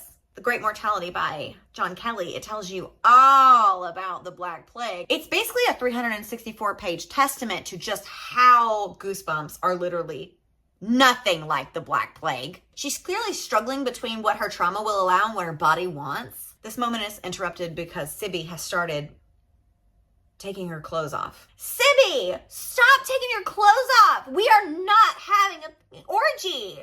How delightful. It's like a wackadoodle sitcom from the 90s, is it not? He's a hot unaliver. She's a horn dog with PTSD and the cognitive functions of an 8-year-old. She's cuckoo bananas and ready for action. It's a sitcom. Put it on the TGIF lineup. Another journal entry filled with nothing important except for how tired Addie is of hearing Sibby have sex with herself. Oh, and hex code F92531. Chapter 28 is Zade. Wow, we finally get him back. We've had wall-to-wall Adeline. Now, I wasn't having a good time without him or anything, but things are definitely worse when he's around. It's like I'm trapped in hell, and that is terrible, but also my shitty ex is there. And I'm on a continuous phone call with robot prompts, and no matter what I choose, it hangs up on me, and I have to repeat and start all over again. And I'm in wall-to-wall traffic that only moves an inch or so every hour, and the car is filled with snakes. Anyways, that is Zade. Woo! He has quite the Sibby-induced headache, as do I, and he is as enraged by her as he is sympathetic to her plight. I did not miss her. Not one time did I miss her. She's volunteered to sneak into Jimmy's office and snatch something or plant something. I don't know. Time skip. The plan's in motion. She's dressed in unassuming clothes with a body cam secured to her so Zade can see everything when she enters Jimmy's office to plant or take or whatever. She manages to get inside his office, which is pretty pristinely cleaned. He must have a cleaning service or OCD. Hi, yuck. She leaves, but bumps into a man, knocking the body cam off of her, but he smells like a berry tree, so she lets him live. We remember her little delightful asides about scent, I'm sure. He recognized her, though, from the news, because cops swarm just as Sibby is seen getting back into the car. The fear that shows up after the cops call out the make and model of their car over the loudspeaker has Adeline erect, I suppose? Oh, right. She gets wet for all things scary. Yeah, I got it. I forgot. And Zade is super duper enjoying it. I smirk but keep my mouth shut considering Sibby's in the backseat and I have a cop about to ride up and raw dog my asshole. I don't know what to say about that. Chase sequence! Woo! Car chase! He's dodging cars left and right and taking turns on 2 wheels and he wishes that Sibby wasn't in the car because if she wasn't here, he'd drive with one hand and pleasure Addie with the other. He calls for Jay, but doesn't get an answer for a while. But when he finally does, he tells us, I gotta take a shit for 5 minutes and you're in a high-speed chase when I come back? Oh, I never get tired of discussing all things mattering of the lower GI tract. Between the cops on their asshole and Addie being super horny and distracting, and Sibby trying to talk them all into an orgy, tensions are high. And after painstakingly talking me to death through this stupid chase sequence, they finally get free, come to a stop somewhere, and Zade hangs up with Jay and tells Sibby to exit the vehicle and focuses all of his attention on a very horny Adeline. And he tells her to come here, which she does. And that's on growth. She crawls into her lap, grabs a cigarette. I didn't know she smoked, but fine. Lights it up and tells him, you have until this cigarette is gone to touch me. Ugh, God, I thought Zade told you not to do anything stupid. I grin, delighting in her ultimatum. She'll expect me to squeeze her tits and run my hands over her, but she's wrong. I'm not a deprived teenager that doesn't know restraint any better than he knows how to last more than 30 seconds. No need to thank me for that. I know you're grateful, but it is truly my pleasure. Truly. He's like, she's so incredible, she can't be real. And she inhales a big puff of smoke and sultrily says, am I tangible? Or will you let me slip through your fingers like the smoke from the cigarette? This moment is fleeting. I'm 98% sure that this is supposed to be hot. Like, I'm almost positive. I'm right there, you know, but... And she is such a good writer. Good golly gosh. So she's smoking. And then she holds it up to him and he smokes it a little bit. And then she gives us a gift. That's all I can describe it as. Our mouths are touching the same spot. Does that count as kissing? I don't know. If you smoke it with your mouth and I queef it with my box, does that count as cunnilingus? You tell me, little mouse. When I make you cry out for God, does that count as praying? No. No, it doesn't. I wish that God was real so that someone would have to pay for this. When the smoke clears and it's all over, Zade angrily and violently exits the car, slamming the door behind him. Blue balls make him big mad. Chapter 29 is Zade again. Still. This chapter is mainly just Zade finally tracking down one of the men who held Addie, Rick. It's detailed. I made no notes. Rick does try to attack Zade with a kitchen knife, which Zade quickly disarms him of and uses to throw it instead, saying, quote, "This knife is duller than a grandma's sex life." Unalives him, and Jay tells him that Rio booked a flight to Greece, and he's so steamed that Addie doesn't want him to unalive him. After all, they trauma bonded, and he's kind of sort of glad that he was there to watch out for her. Kinda. Trauma bonded. Isn't that what she did with you, too? Or is Stockholm Syndrome different? I get so confused. He lights Rick on fire and is off to another adventure, chapter 30. Addie, 1 month later. What the fuck? Why? Diet has a location on Francesco and Rocco, and I'd tell you more, but I don't want to. You aren't missing anything anyway. Time skip, it's showtime. Adeline and Zade hop on his private jet, probably also registered to someone named Zach Dettos. One of his out-of-state mercenaries has a car waiting for them at the airport, and boom, they're at the hotel where Francesca and Rocco are staying at. Adeline knocks, calls it housekeeping, and they hear fighting inside. They didn't hear her siblings, am I right? She tries again, and this time they answer, "You gotta be shitting me." She barges in, 2 against 1, which is arguably stupid, but hey, whatever. And she stabs them both in the neck with EpiPens that Zade dismantled and put anesthesia into instead. So they're out, and she turns to see Zade watching her like a proud father. Oops. I mean Zaddy, for sure. They carry them both to the car, then to the airport, then on board the plane, more drugs, then off the plane, into another car, and back to Parsons Manor basement. How fun. Stupid journal entry, hex code FB2534. At this point, I am sincerely wishing that one of these lipsticks will be the same hex code. Chapter 31 is Adeline. Xavier was spotted in LA. So they are back on his private jet. Who are you, Taylor Swift? She will be bumping into him in a little swanky nightclub, so she's got to look nice. And she's in a sexy little strapless number where one side reaches her ankle and the other side is right below her ass cheek. Let's hope no butterflies flutter by. Let's just hope those stray butterflies stick. To the left, to the left, to the left, to the left. Oh, and just to be on the safe side, if you pass gas, pass it to the left, to the left. He presents her with a garter belt knife sheath thing. Rachel. Hi, Rachel. If you're here, remember when we were working on the couch like a little over a month ago? I miss you so much. And we were looking at that dumb shit Pinterest board, and you asked me, you pointed out a picture of a knife garter belt, and you asked me, does she even wear a knife garter belt in this book? Turns out she does. Isn't learning fun? So he attaches it to her, so super sexy. And then she kind of starts to freak out because he might cut her. And so what he does instead is grip the blade and tease her unpantied downstairs with the handle of the knife and says, "Did you know that reclaiming something that was stolen from you can help with trauma?" "Yes." "And if something hurt you before, giving it a new meaning can help. Do you want me to show you a new meaning to this knife?" "No, God, please, I beg you, no. No.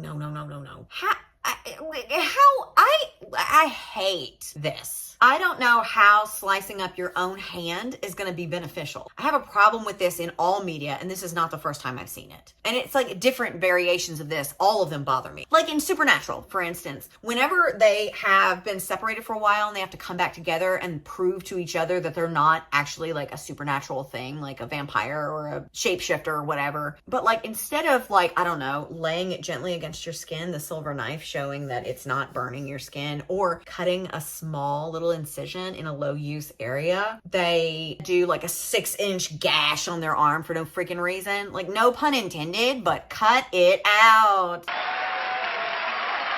Literally stop it. He instructs her to wrap her hand around his hand that is wrapped around the blade, if you recall. So he isn't touching her. She's in control. How fun. And honestly, it probably could be if you had sheathed the knife so that you weren't actively cutting into the bones in your hand. And because I know that there is something to be said about feeling like you're reclaiming power that you feel is taken from you. There is something to that. So his plan to deal with her trauma of Xavier, literally cutting her with a knife, is to instead let her masturbate with the handle of a knife that he is death grip holding, which is cutting him.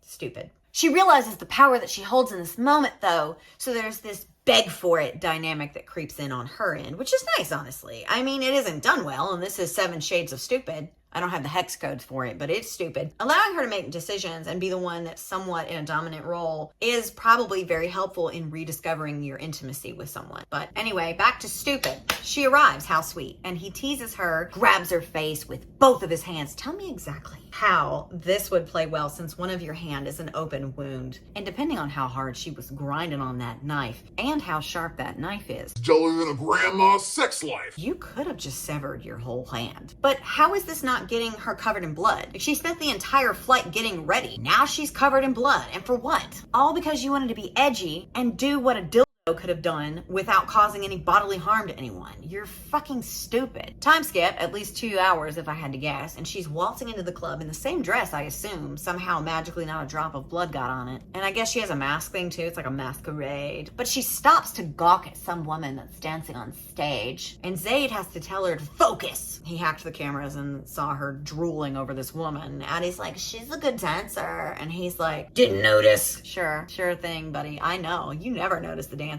You barely even bother to look. She downs a martini before heading downstairs to find Xavier. And as she descends, she wanders into like a dungeon of sorts, bodies writhing all over the place like snakes. And she's so jealous. She misses the freedom of Smex. Can we please, I know a lot's going on. Technically, you shouldn't even be doing this. You shouldn't be out in the field this soon, but can we focus, please? Zade spots him and directs Addie via earpiece to him. She enters into the room and Xavier slinks up to her, not recognizing her because of the mask, of course. You can't see me! My time is now! With Zade close by, she steadies herself, knowing that she's safe. She is the Persephone to his Hades, and it's gonna be alright. Xavier offers to help her relax in a private room, and she accepts. And once they're inside, they drop the formalities, and he pushes a button to lock the doors behind him. He obviously did recognize her after all. Addie freaks out, as one would. She confirms out loud to Zade that the doors are locked, and I'm sure the Megalodon will be there in 2 to 3 business days, months, weeks. Who knows? They spar. He overpowers her. Zade is trying to get in. Mayhem ensues. Zade gets in right after Adeline punches Xavier in the throat because he was unbuckling his belt, and it kind of like freaked her out, which again is understandable and valid. You shouldn't be doing this. He shouldn't let you be here. Zade points a pew-pew at Xavier, but Addie doesn't want him dead yet. So she grabs and points it to herself, and Zade backs off, but says if she ever does that again, he will use that gun on her. Yes. I mean, it's already been in her mouth and her meow meow, so why not collect all 3 like they're Pokemon cards? Security guards show up, Zade eliminates them. Anticlimactic, underwhelming. Zade, Addie, and an unconscious Xavier head back to the private plane. Hex code FC2534. Oh my god, did we get a duplicate? No, we didn't. Chapter 32. I have lipstick on my hands. It wouldn't be me wearing red lipstick if it didn't get all over me. I'm rattled like an AC unit on its last leg. No, I'm not kidding. She is kind of unwell because during the squabble, like I said, before Zade showed up, Xavier had the upper hand and was about to, and the belt buckle clinking triggered her, and that is understandable. That is exactly how things like that work sometimes. Sights and sounds and smells and all the 5 senses, or 6 if we're talking about Adeline. They get the idiot back to the house and secure him down in the basement. Addie is frantic, so she runs away, and Zade follows her because she's upset, so, and he's like, you can't escape me. I don't think she's trying to escape you. I think she's want some time by herself, but whatever. Stop running! And she's like, I don't wanna! Then he snaps and finally breaks down and tells her how angry he is and how tired he is and how he will alive all of them. Not about you, but all right. And she's like, I don't need you. And he's like, well, I need you. She still isn't having a great time and he won't back off. So she grabs his gun and points it right at his face and shoots him. Boom, the end. Thanks for watching. Like, comment, subscribe. JK, we would never be so lucky. You're no different, right? You forced yourself on me before, remember? Taken from me, stolen from me. What makes you so different, huh? The answer is nothing. Yeah. Do those memories keep you up at night? Do they torment you? Do you think about my touch as anything other than a godsend? I do now! So she's clearly panicking on the heels of a triggering encounter with her most recent rapist, wherein which he almost R'd her again. She is upset, lashing out, crying, and asking him to leave her alone. She's telling him she's struggling with making it make sense, that she loves him, even though you did what you did to her, what those men did to her. And you ask her if the memory of your touch is anything other than a godsend. He then, unhappy with her lack of an acceptable answer, steps forward and unleashes more stupid upon us. Your heart isn't yours, it's mine, and if it's gone, kill me. I have nothing left to live for anyway. How stupid is this? She finally breaks and collapses in a soul-shattering scream. Can't say I blame her. And he cradles her and tells her to listen to his voice instead of theirs, and then tells her story about the first time he saw her and stuff. Then he decides that the best way out of this mess is through more sex. Because that's all that matters right now, right? Getting her back to wanting to get railed. We don't care about the healing or the work that she needs to be doing in her own life on her own time. No. We need a place to empty out the family jewels, and this is just taking too motherfucking long. And the best time to bang it out is right after she's triggered by a close call with Xavier. Genius level intelligence here, emotionally and physically. He hands her a rose because of course he does, and she notes that the thorns aren't removed. And he uses this incredibly tacky metaphor to further exposit how protecting her from harm was what he used to do. But sometimes the only way to overcome pain is to embrace it. He tells her to take her clothes off. I swear if he makes her bang herself with the rose, I'm invoicing every single one of you for damages. Anyway, he talks her through some stuff. It's dumb. He then guides her hand, which is holding the rose, over her, Then he makes her finger bang the rose. So the rose isn't banging her, she's banging the rose. Fun, I guess. No invoices for now. She's the rose. So hot. She's horny about it. She asks him to touch her, and he says, don't stop feeling that flower. And honestly, I'm really confused about this. From this and that Call Me By Your Peach. What?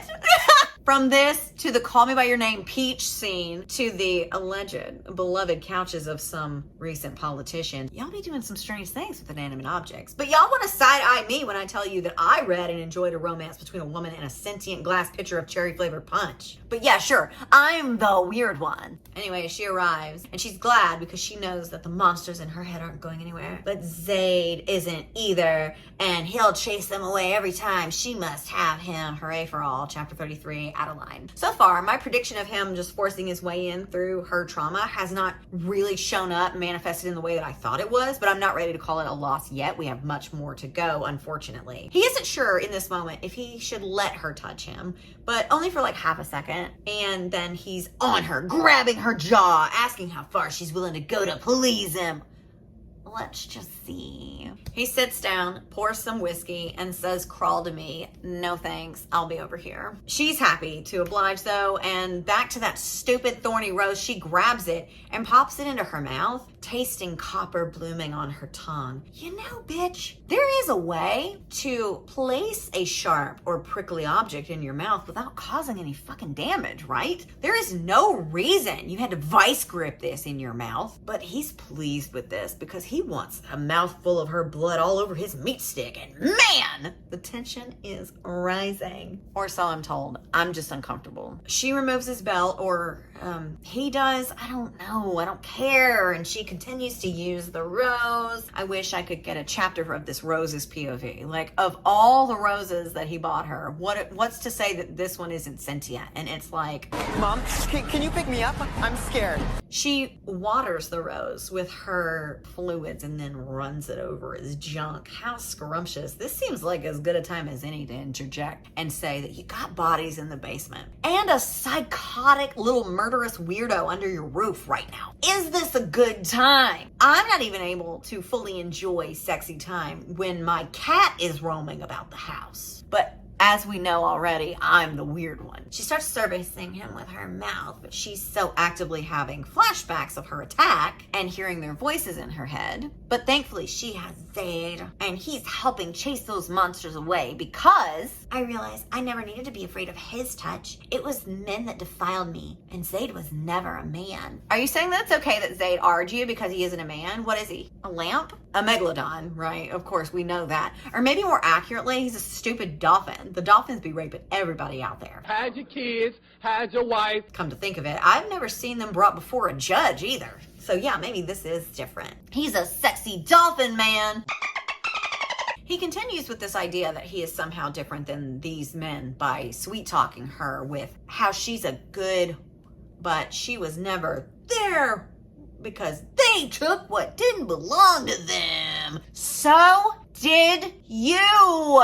They continue. I'm bored. Nothing matters. None of this matters. You're giving me nothing. He says a few more times how he desires her blood all over his shift. Gross. Color me concerned. Hex code FA3429. I just made that up. What is that? Oh my God. A slight variation of all the lipsticks.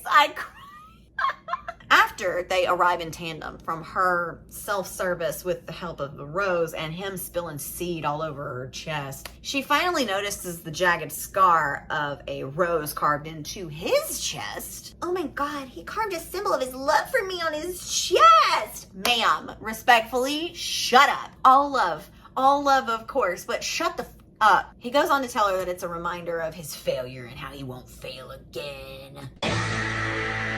I don't care if I need to set the world on fire until there's no one left but you and me. This world will burn around us and I'll gladly live in chaos with you as long as the only person that is a danger to you is me. No one's allowed to rape you but me. Bleh. How romantic. I think I'm damp. Her mouth is still bleeding at this point, so she uses this dumb moment to create another dumb moment and smears the blood on her lips and is like, my rose still has thorns, but they didn't break me, or whatever. It's so fucking stupid. Like how are you not embarrassed? Are you not embarrassed? This is really embarrassing. Also, if your mouth is still bleeding like this, you need to see a doctor. How hard did you bite down? Usually, like if I've bitten my cheek or I have a chapped spot on my lips in the wintertime and it bleeds, it stops within like 60 seconds. Literally, how hard did you nom on this rose and for what? Slop on my knob, like corn on the cob. She laughs and smiles and said that the happy vapors are back and she hopes they stay. She's mentioned vapors randomly throughout this book, and I don't know what the hell this analogy is supposed to be doing for me. It's so dumb and childlike, but I guess that's consistent with her character. He grins mischievously at her. What do you want, you silly, stupid dolphin? You're such a prick. No, baby, I'm just a masochist that can't get enough of your beauty even when you draw blood. I guess I'm the prick then. Journal, hex code F92631. She whines about how she wishes she could go back to a time where Zade was her biggest problem. Wah, I miss only having one hot artist. Now I have to live with the aftermath of being R'd by several ugly men. I lost that girl who took nudes and laughed and wrote words that moved people. Show me those words. Oh wait, I want her back. I haven't written a damn word for a book since I've been home. It's been 6 months. I'm gonna need you to chill. Chapter 34, Adeline again. Oh, Sibby is singing Ring Around the Rosies and dancing around the 3 bound criminals in the basement. What a delight. I hope that one day I can own a murderous, psychopathic small woman and 4 hallucinations of my very own. Dare to dream. Rocco, Francesca, and who was the other one? Oh, Xavier. That's right. God, I am bad with names anyway. And none of these people, places, or things matter in any real way, so you'll have to forgive me. Sorry about it. Sibby's singing is torture enough for them to start giving up names of any individuals that were involved in any of the sales, the events, the culling, any of that. They keep asking about Rio, and Francesca aggressively claims that she doesn't know where he is. Screeching and hissing and spraying everywhere, makeup all cracked. The girl's a mess. And Addie loves it, saying, she's gonna die with acne all over her face, and I find poetic justice in that. Sure, because there's no worse punishment for being the madam of a sex trafficking ring, or a worse thing in the world, really, than acne. Blah! They go back and forth. Some more sibling squabbles break out over Sibby.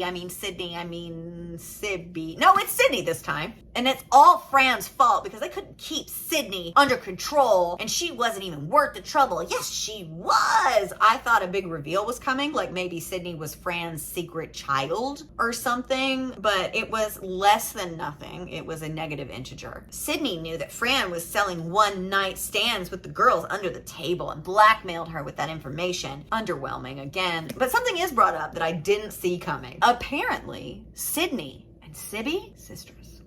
Yeah. That actually makes a lot of sense. Sibby and Sydney coming from the same cult. Now that I think about it, their mannerisms are very similar. Bizarre, creepy, and their maturity stunted. They're both murderous psychos, but at least Sibby has a heart of gold, whereas Sydney's was ashen. It does make a lot of sense, Adeline.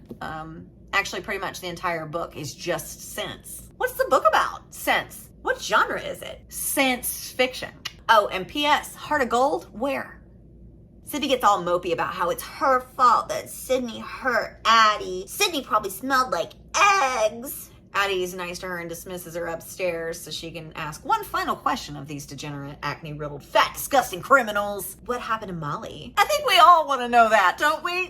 What happened to her? She escaped. Anticlimactic, underwhelming. The first and only girl to ever do it since Adeline. They're both so brave and special. Wow. And if you're thinking to yourself, oh my God, what? I want more. I love this book and all of its pieces. I must know what happened to Molly. Well, you're in luck. She has her own book that was published in February 2024, and more on that at the end of the video. If you're interested in learning about how you can financially coerce me into reading yet another horrible H.D. Carlton book, you're gonna want to stick around for that. Satisfied with this bullshit lame answer, Addie's like, cool beans, time for the culling. Oh, goody. Time skip, they're setting up for the culling 2.0, although there doesn't really seem to be any tailgating for this one, so I'm out. It's immediately no. Sibby's hunting Franny, Zade has Rocco, and Adeline is hunting Xavier. My, how the turntables have turned and turning. Yeah. They set off. Adeline hits Xavier in the calf. He cries for help. She says, how embarrassing for you, and calls him a silly rabbit. And I guarantee you that this was what HD thought she did here. Silly rabbit. But it's more like the Tricks commercials. Silly rabbit, tricks are for kids. Because this woman is a toddler. Zade appears, dragging a paralyzed Rocco behind him. This is all so hot that they have to stop all this bloodshed and torture and make out a bit. While they're distracted, Xavier pulls the arrow from his leg and attempts to stab Addie with it, but Zade protects her without even breaking eye contact with her. And Addie responds, and I'm quoting, Jesus!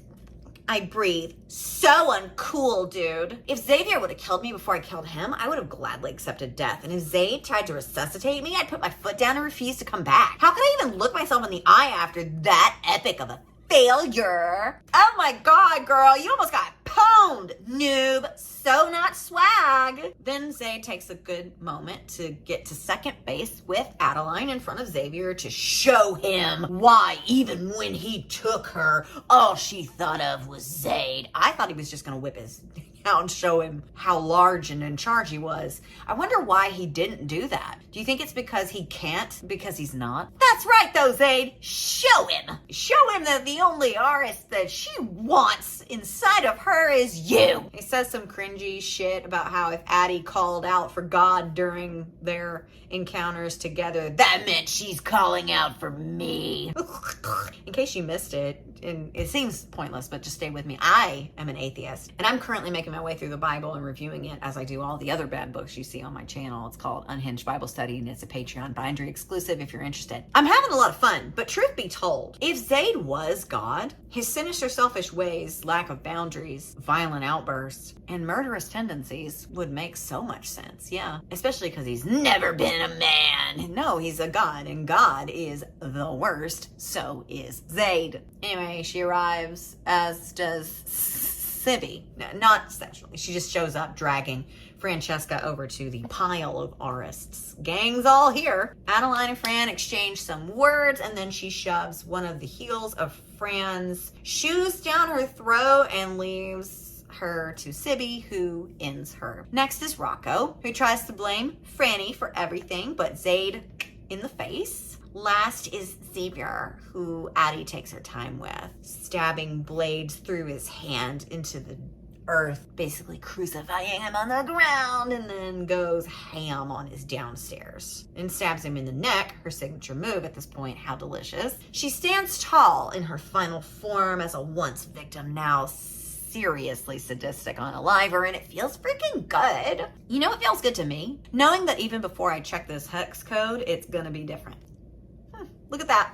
F6252F. Man. Boy, do I hate being right all the time. Man.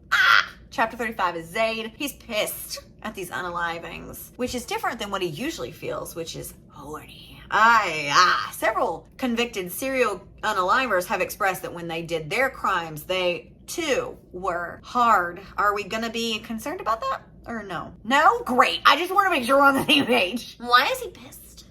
Well, because Sibby got a little rambunctious and started throwing body parts all over the grounds like they were frisbees, and now he has to go clean it up, make sure he gets everything, and dig graves and bury everybody. While she has an orgy with her henchmen, and then while he's digging the graves, she comes over and recounts every single detail about said orgies. That is so much fun. I would be annoyed too. Gah, how dare this girl that I willingly brought back around, the girl I already knew was completely and totally unwell, how dare she continue being crazy? He leaves and he finds Adeline staring naked in the bathroom, finally looking at herself. She's been avoiding mirrors this whole time, which is also something that I understand. She's finally looking in the mirror. I don't know. He sees her scars for the first time, or it seems like this is the first time. I don't know how he wouldn't have seen it already, because he's been with her while she's unconscious and being treated by the surgeons and stuff, but whatever. The first time he's seeing all of her scars at once, and he feels a mix of wanting to worship her and sorrow for her upon seeing this. Learning to accept my own scars was a process and one I faced alone, but Addie will never face anything alone again. Soon, I'll trace my tongue over each one and show her that she's still beautiful with or without them. Scars only serve as reminders of what we survived, not what killed us. Scars remind me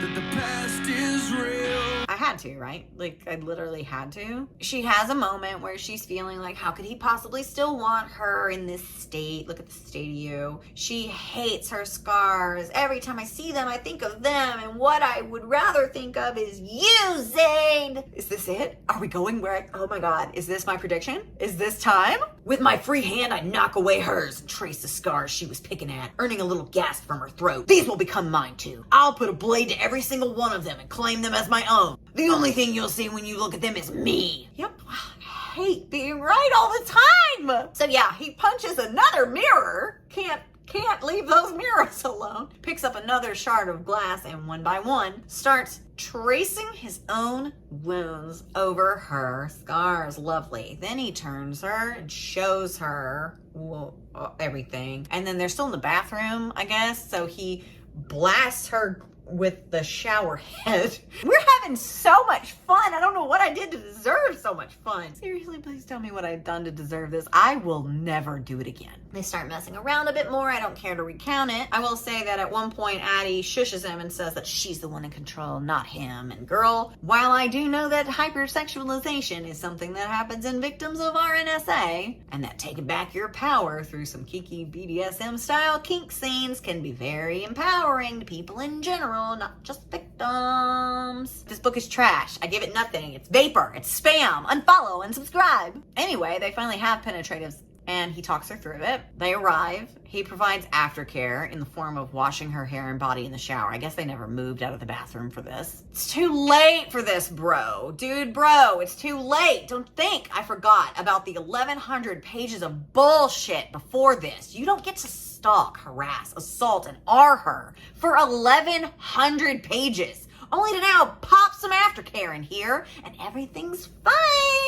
How stupid do you think I am? Very. They think we're very stupid. Is that not clear from reading this? Chapter 36 is Adeline. I am so ready to be done. Pointless chapter. Apparently, Xavier's disappearance makes national news. And Zade tells Addie, make sure you watch the 8 o'clock news broadcast for no reason. Time skip. Addie is struggling to find a place to sit to watch said 8 o'clock newscast. Dang it, these henchmen, she can't sit anywhere in her own dang house. The big thing on the news, Zade hacked into their feed and, shrouded in black, tells the world that Xavier isn't missing. He's unalive, and he isn't the first to feel the wrath of Z.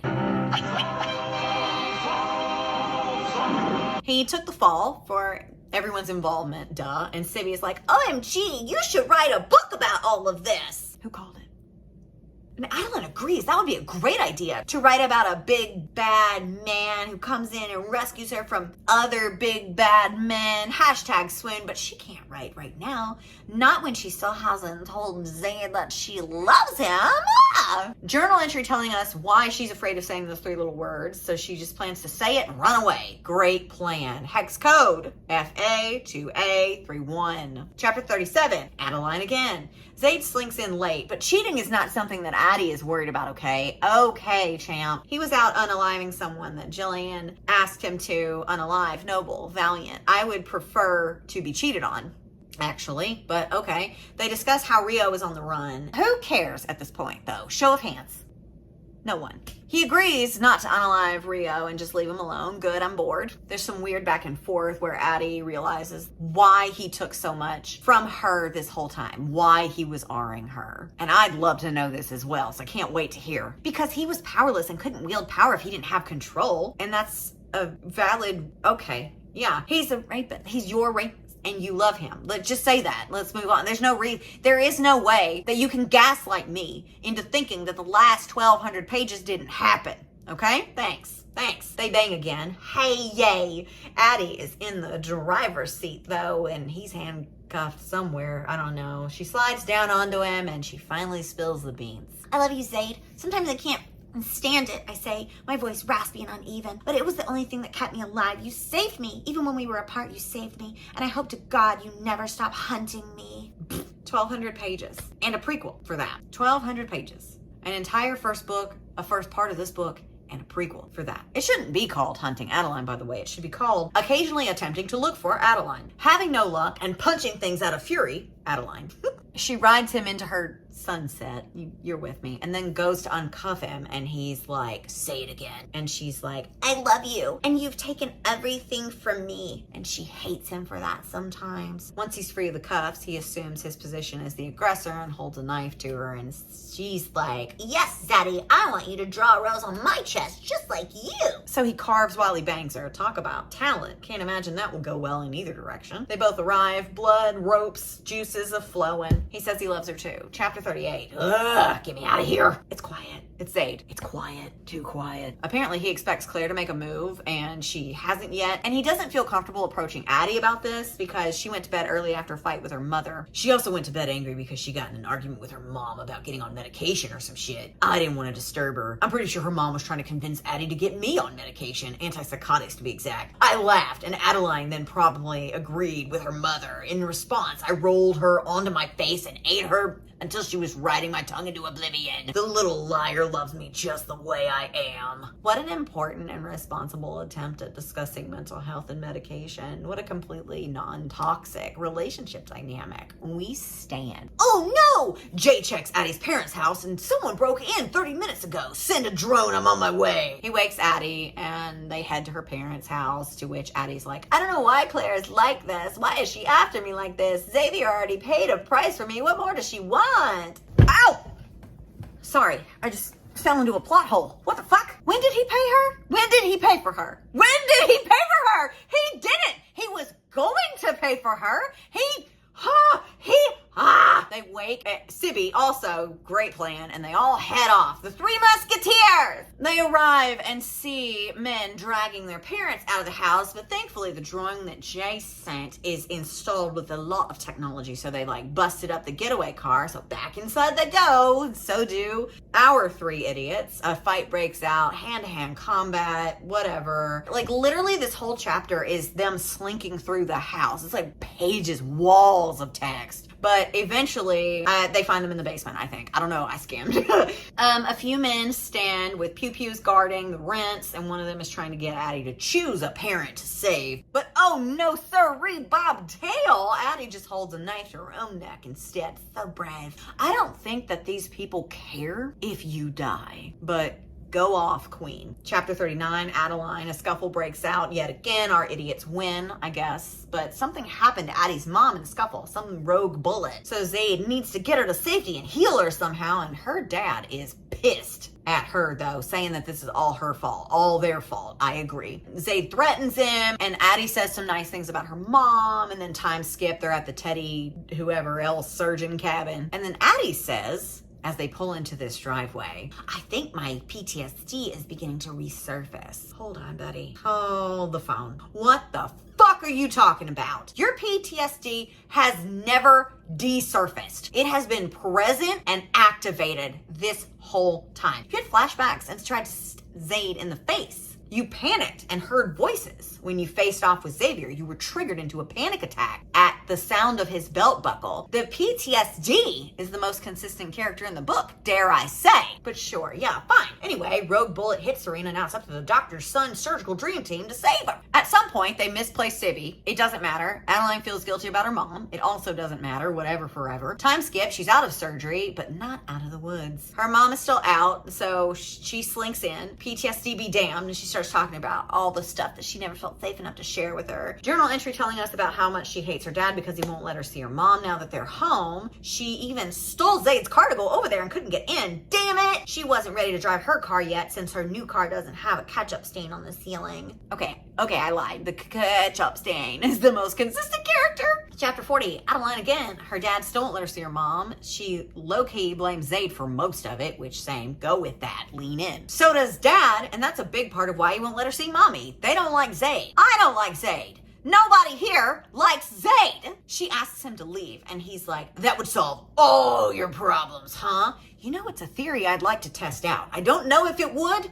but let's test it out. She says she never loved him, and he says, did you get so good at writing books that you don't know the difference between reality and your imagination anymore? This is kind of a serious cap, but it's not. It's just like a tone shift while we talk about that last sentence I just read. I'd like to pop in a fun fact for you. It's known that Adeline is a 26, now 27-year-old world-renowned author, right? That's part of her entire characterization. And we are supposed to believe that in spite of the immature way she has written and talks and thinks and moves about the world, that she is a talented author. Well, to that I say, did you know that Jane Austen wrote Pride and Prejudice when she was 21? She didn't publish it until a few years later, but she wrote it in her early 20s. Mary Shelley wrote and published Frankenstein when she was 20. Natalie, that is a different time. There were different things going on. Women matured so much faster back then, and you're not impressed. I hear you. Fine, I'll bring us into the present. The gloves are off. Hayden, Silas, and Hedonia is currently 26. Does that name sound familiar? No? Well, Hayden, Silas, and Hedonia is better known by her alter ego, Ethel Kane. And 2 years ago, Ethel Kane, when she was 24, wrote, sang, and released her debut album, Preacher's Daughter. An album with hauntingly beautiful lyrics, with themes of cannibalism, betrayal, incest, essay, and murder within them. Preacher's Daughter is an anthology, a semi-autobiographical story about a young girl's desperation to escape the South and the smothering grip of her religious family, with beautiful and evocative lines such as, I'd hold the gun if you'd ask me to, but if you loved me like you say you do, would you ask me to?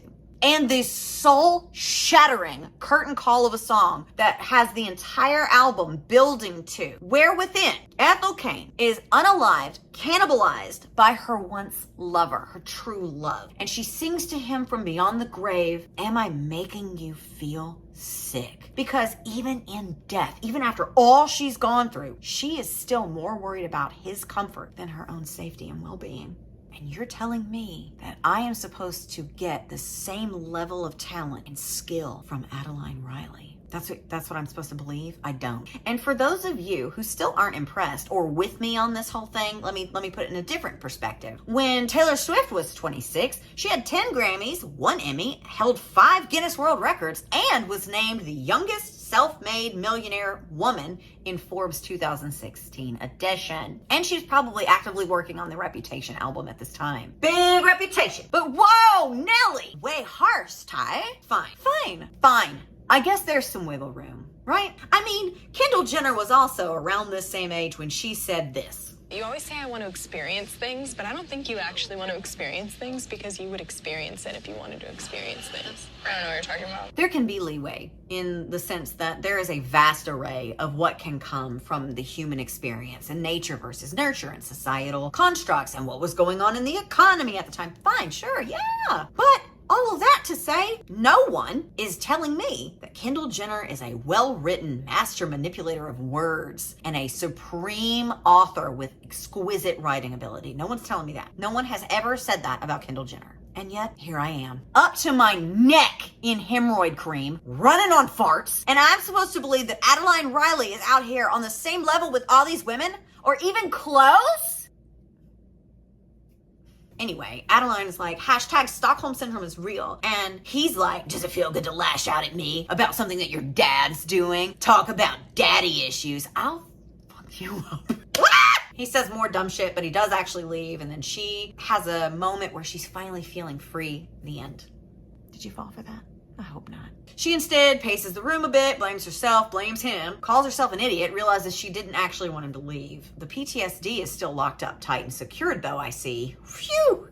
She goes to catch him, she calls out to him, but when she calls out to him, he runs cat and mouse indeed. The table turning a table. When she gets close, he captures her face and she says his name. Zade. No, I want you to call me my other name. So she does, but let's play a quick little game so we don't all walk into the sea. What's his other name? Is it Megalodon, Annihilation, God, Zat, or Senorita Awesome?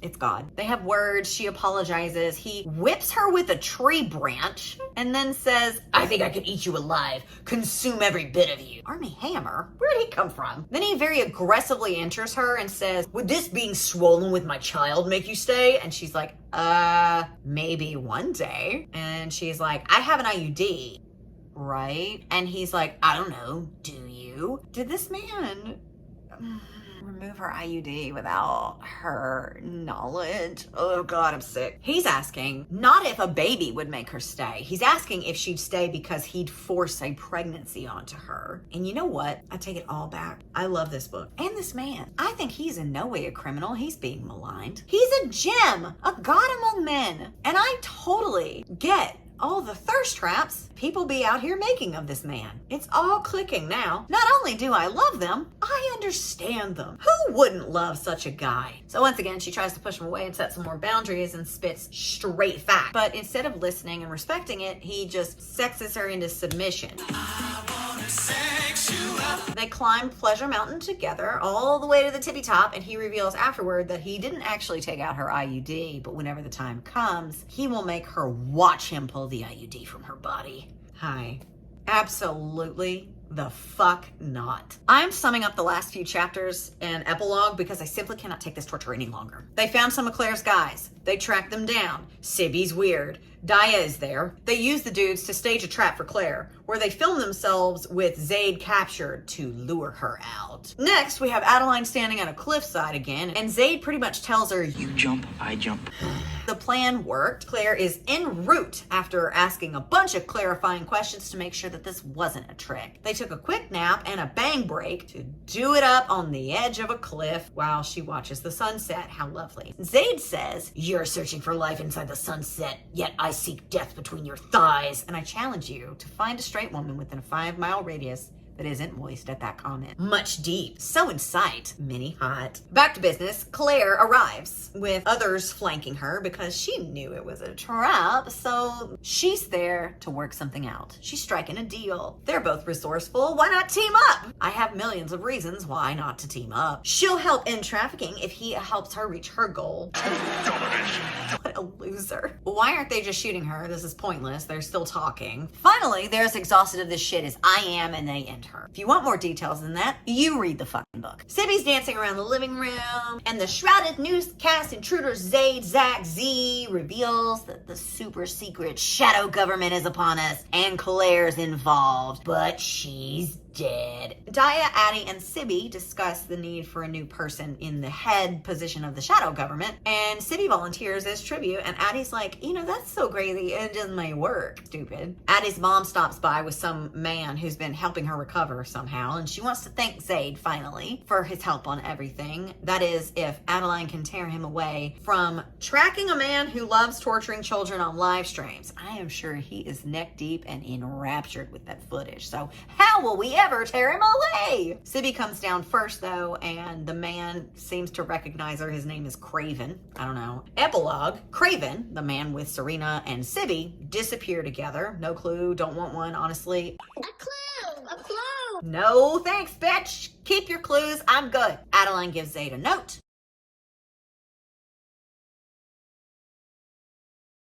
She wakes from a nightmare, and to calm her, he her in the ass. He gives her a rose with a ring on it. She says she will marry him, and she says, are you proposing because you love me or because I just gave you anal? She thanks him for bringing back the happy vapors. They love each other. He tells her to run the actual end. Okay, that's it. We've reached the end, but we're not done quite yet. This book is almost too stupid to try to even sum up and review in any real or respectable way. Maybe because in order to be respectful of a thing, you have to first respect the thing, and I don't. This book is a rag, it is chloroform in print, it is a hemorrhoid fart. If I had a pet bird, I wouldn't even line his cage with this, because I would be afraid that through osmosis, he may absorb some of this and fall dead, and then I would have that on my head. And I hate birds. I wouldn't wish this upon my worst enemy, unless, of course, we're talking about my enemy, Gwyneth Paltrow. Fuck you, Gwyneth Paltrow. You know what you did. I wouldn't even do this to birds. But let me see if I can make an attempt at a cohesive summary to close out this review. Hey, what are you doing? Did you hear my distress and come to hug me?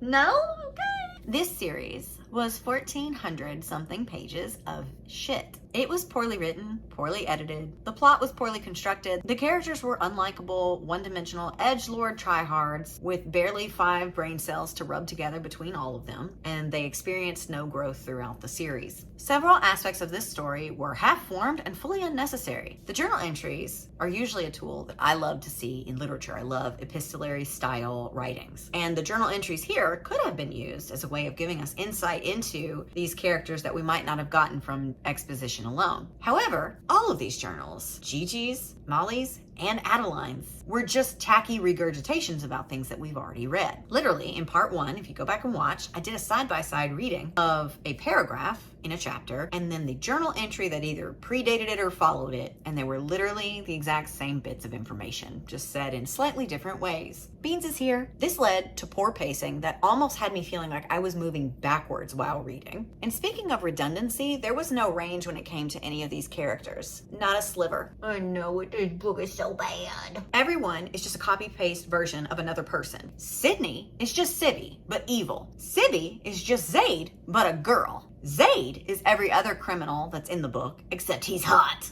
And then we have Adeline. Adeline is written both childlike and totally bangable throughout the entire series, a series that centers around hunting down PDF file rings. I don't need to explain to you why that's concerning, do I? There was no skill or thought put into the creation of this series, and it shows. But if the point was to be dark and edgy and sexual and violent, I guess no thought or skill was needed, huh? From the poor writing to the ugly graphics, the token queer and black characters, the QAnon bullshit, the anti-Semitism, the poor depiction of mental health, the irresponsible way sexual and reproductive health was discussed, the romanticizing of R and and toxic relationship dynamics to the plot holes. Hello, what happened to the Basilisk Brotherhood? Never saw them again. I don't even think they helped in the end. Why was Zade both a human library of skills, but when Addie was taken, he was completely useless? In the synopsis, Zade mentioned that everyone would suffer, even those who betray me. Who betrayed him? I waited the entire book for someone to betray him. Jay, Ruby, Daya, anyone, nothing ever came of that. Plot holes everywhere. And I don't like to assume things, right? Not without valid evidence to back me up. You know what they say about assuming. But like I said earlier in the review, if it had just been a handful of these things throughout the 3-book series, I could maybe chalk it up to just human error and oversights. Everybody makes mistakes, right? But when things are consistently bad, poorly done, consistently harmful, consistently misrepresented, etc., it starts to feel less like an oversight and more like a pattern.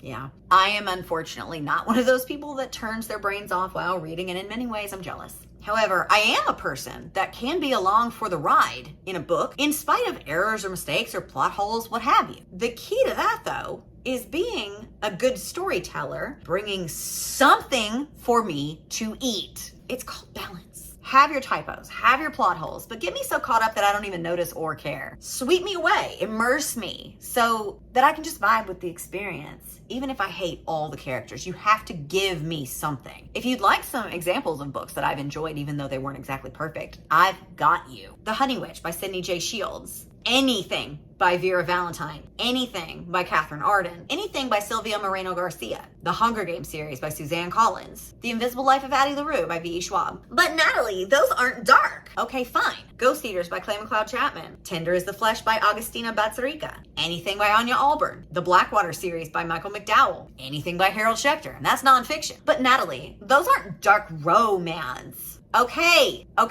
The Dracula Duet by Karina Halley. Their Vampire Queen series by Jolie Sue Burkhart. Anything I've read by Scarlett St. Clair. A Dowry of Blood by S.T. Gibson. Anything by R.M. Virtues. Anything by Chuck Tingle. Anything by Katie Robert. There Are No Saints by Sophie Lark. Ice Planet Barbarians by Ruby Dixon. The Mindfuck series by S.T. Abbey. Some of these are 5-star reads. I'll give you that. But not all of them are. Not all of them are Nobel Prize winners or even any smaller awards or accolades. They're not necessarily reinventing the wheel, and they are not without their own mistakes, plot holes, weird pacing moments, unlikable characters, what have you. The Honey Witch lagged in the middle. It had pacing issues, and it also was sort of predictable in some aspects of it, but I still had a blast reading it. Ghost Eaters had exactly 0 characters that I liked. I rooted for no one. They kept constantly making the worst decisions the whole time. But I was so immersed in the gore and the story and the visuals. It was so vivid. And it's one of my favorite horror books of all time. There Are No Saints by Sophie Lark was full of dumb shit, if I'm being honest. The sequel even more so. I think at one point she says, "Eat my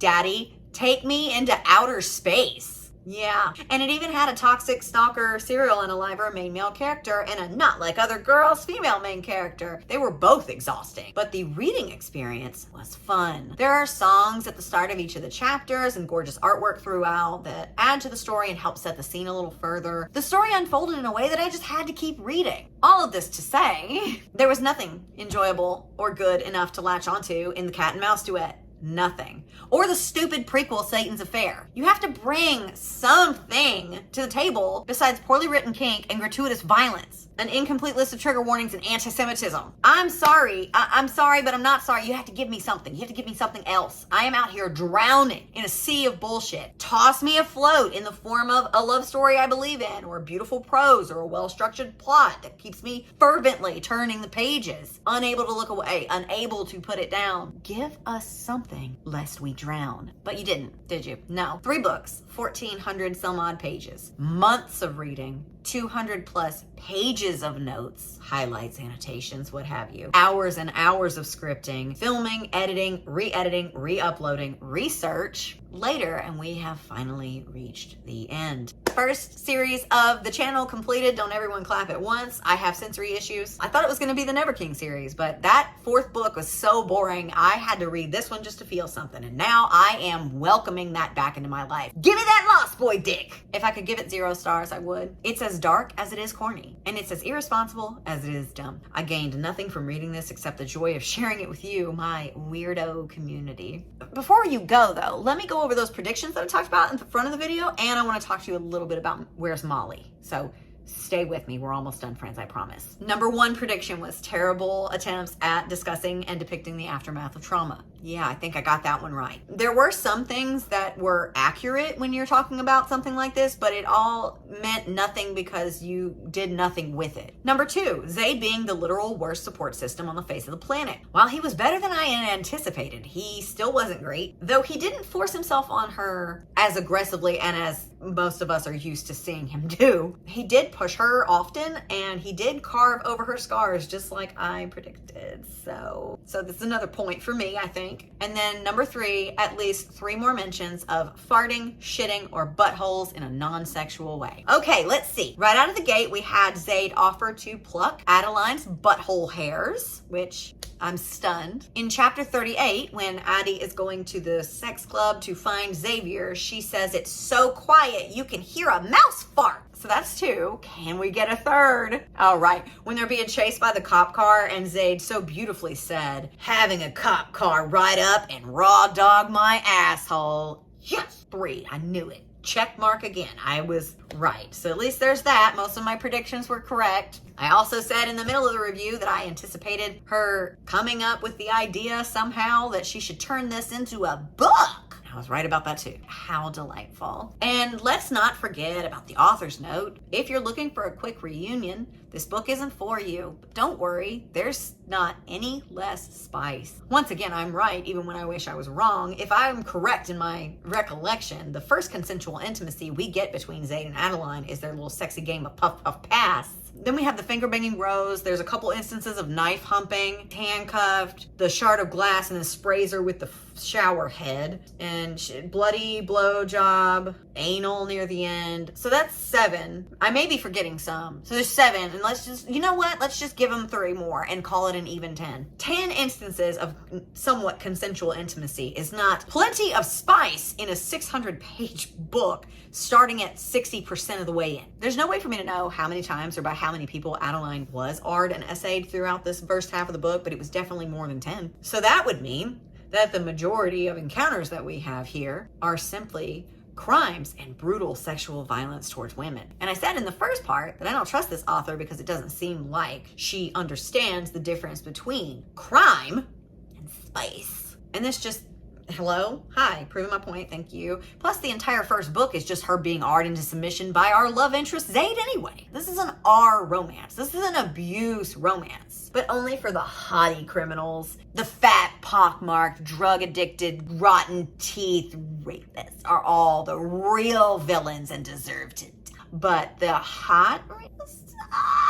The entire plot hinges around the sexual violence towards women, whether it's Adeline, Daya, or any of the other girls at the house with her, or the dozens of victims that we are introduced to. The women and children that are victims of this stuff themselves are mentioned in this book, but the crimes against them are written in graphic detail, long as fuck.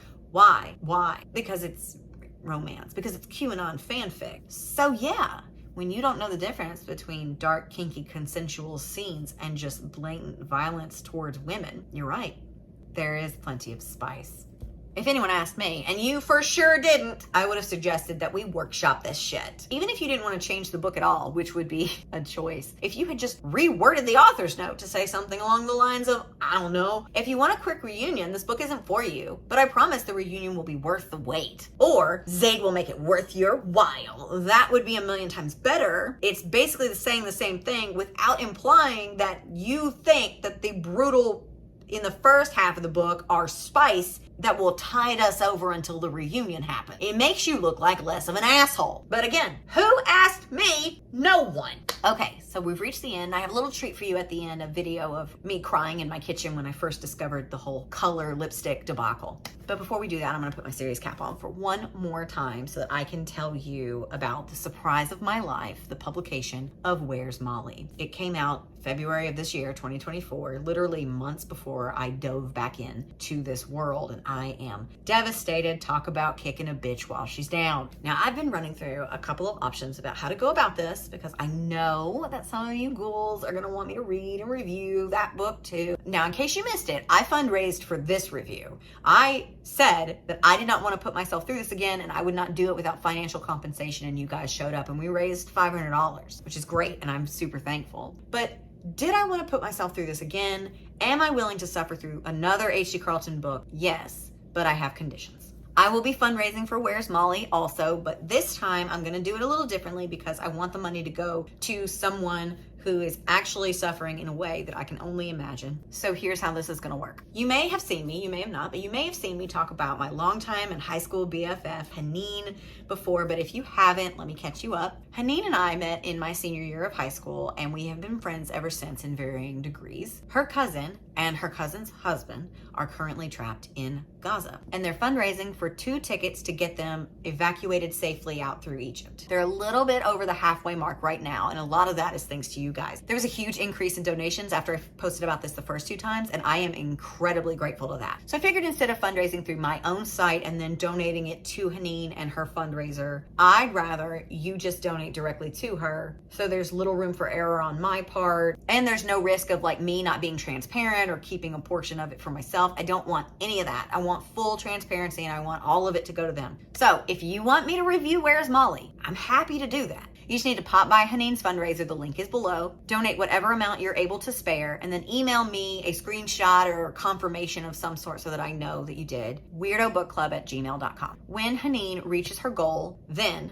and only then, will I begin reading Where's Molly. I will happily suffer in this way, knowing that we've helped my friend and her family get to safety. You guys have already made such a huge difference in her fundraiser, and I'm thankful. I know Haneen is thankful, and her whole family is thankful. If I can, I would like to get them evacuated to safety by the end of the year. Even though I dread the day that I have to enter into another H.D. Carlton book, I do know that time is of the essence here. So the quicker we can get them to their goal and to safety, the better. So if you want to not only help a family seeking refuge from the genocide that's happening in Gaza and force me to read another horrible book, this is a great way to do both things at once. Work smarter, not harder, 2 birds, 1 stone, all that jazz. So thank you for sitting with me through the rest of this video. Leave a watermelon down in my comments if you made it this far. If you can't donate, by the way, that's okay. You can share the fundraiser. We would really appreciate that. This book sucked, man. I am so glad to be done with it.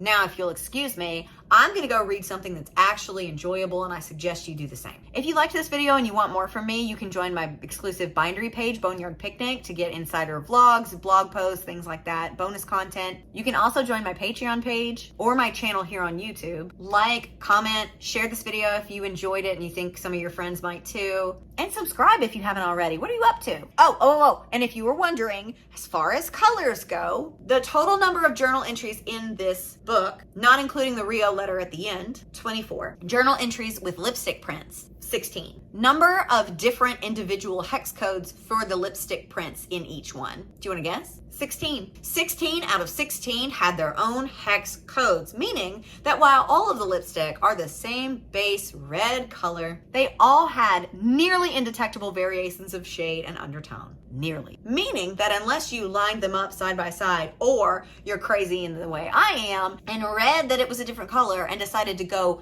insane in the membrane over finding out if that was true or not, probably wouldn't have even noticed a difference. You definitely wouldn't have noticed a difference in the black and white physical copy. And that means that if H.D. Carlton had simply said nothing, I wouldn't be here doing this. Now, on that note, please enjoy this clip of me finding out in the moment, unscripted, that after all this talk about lipstick colors, that the stupid book wasn't even printed in color. Love you. You don't have to say it back.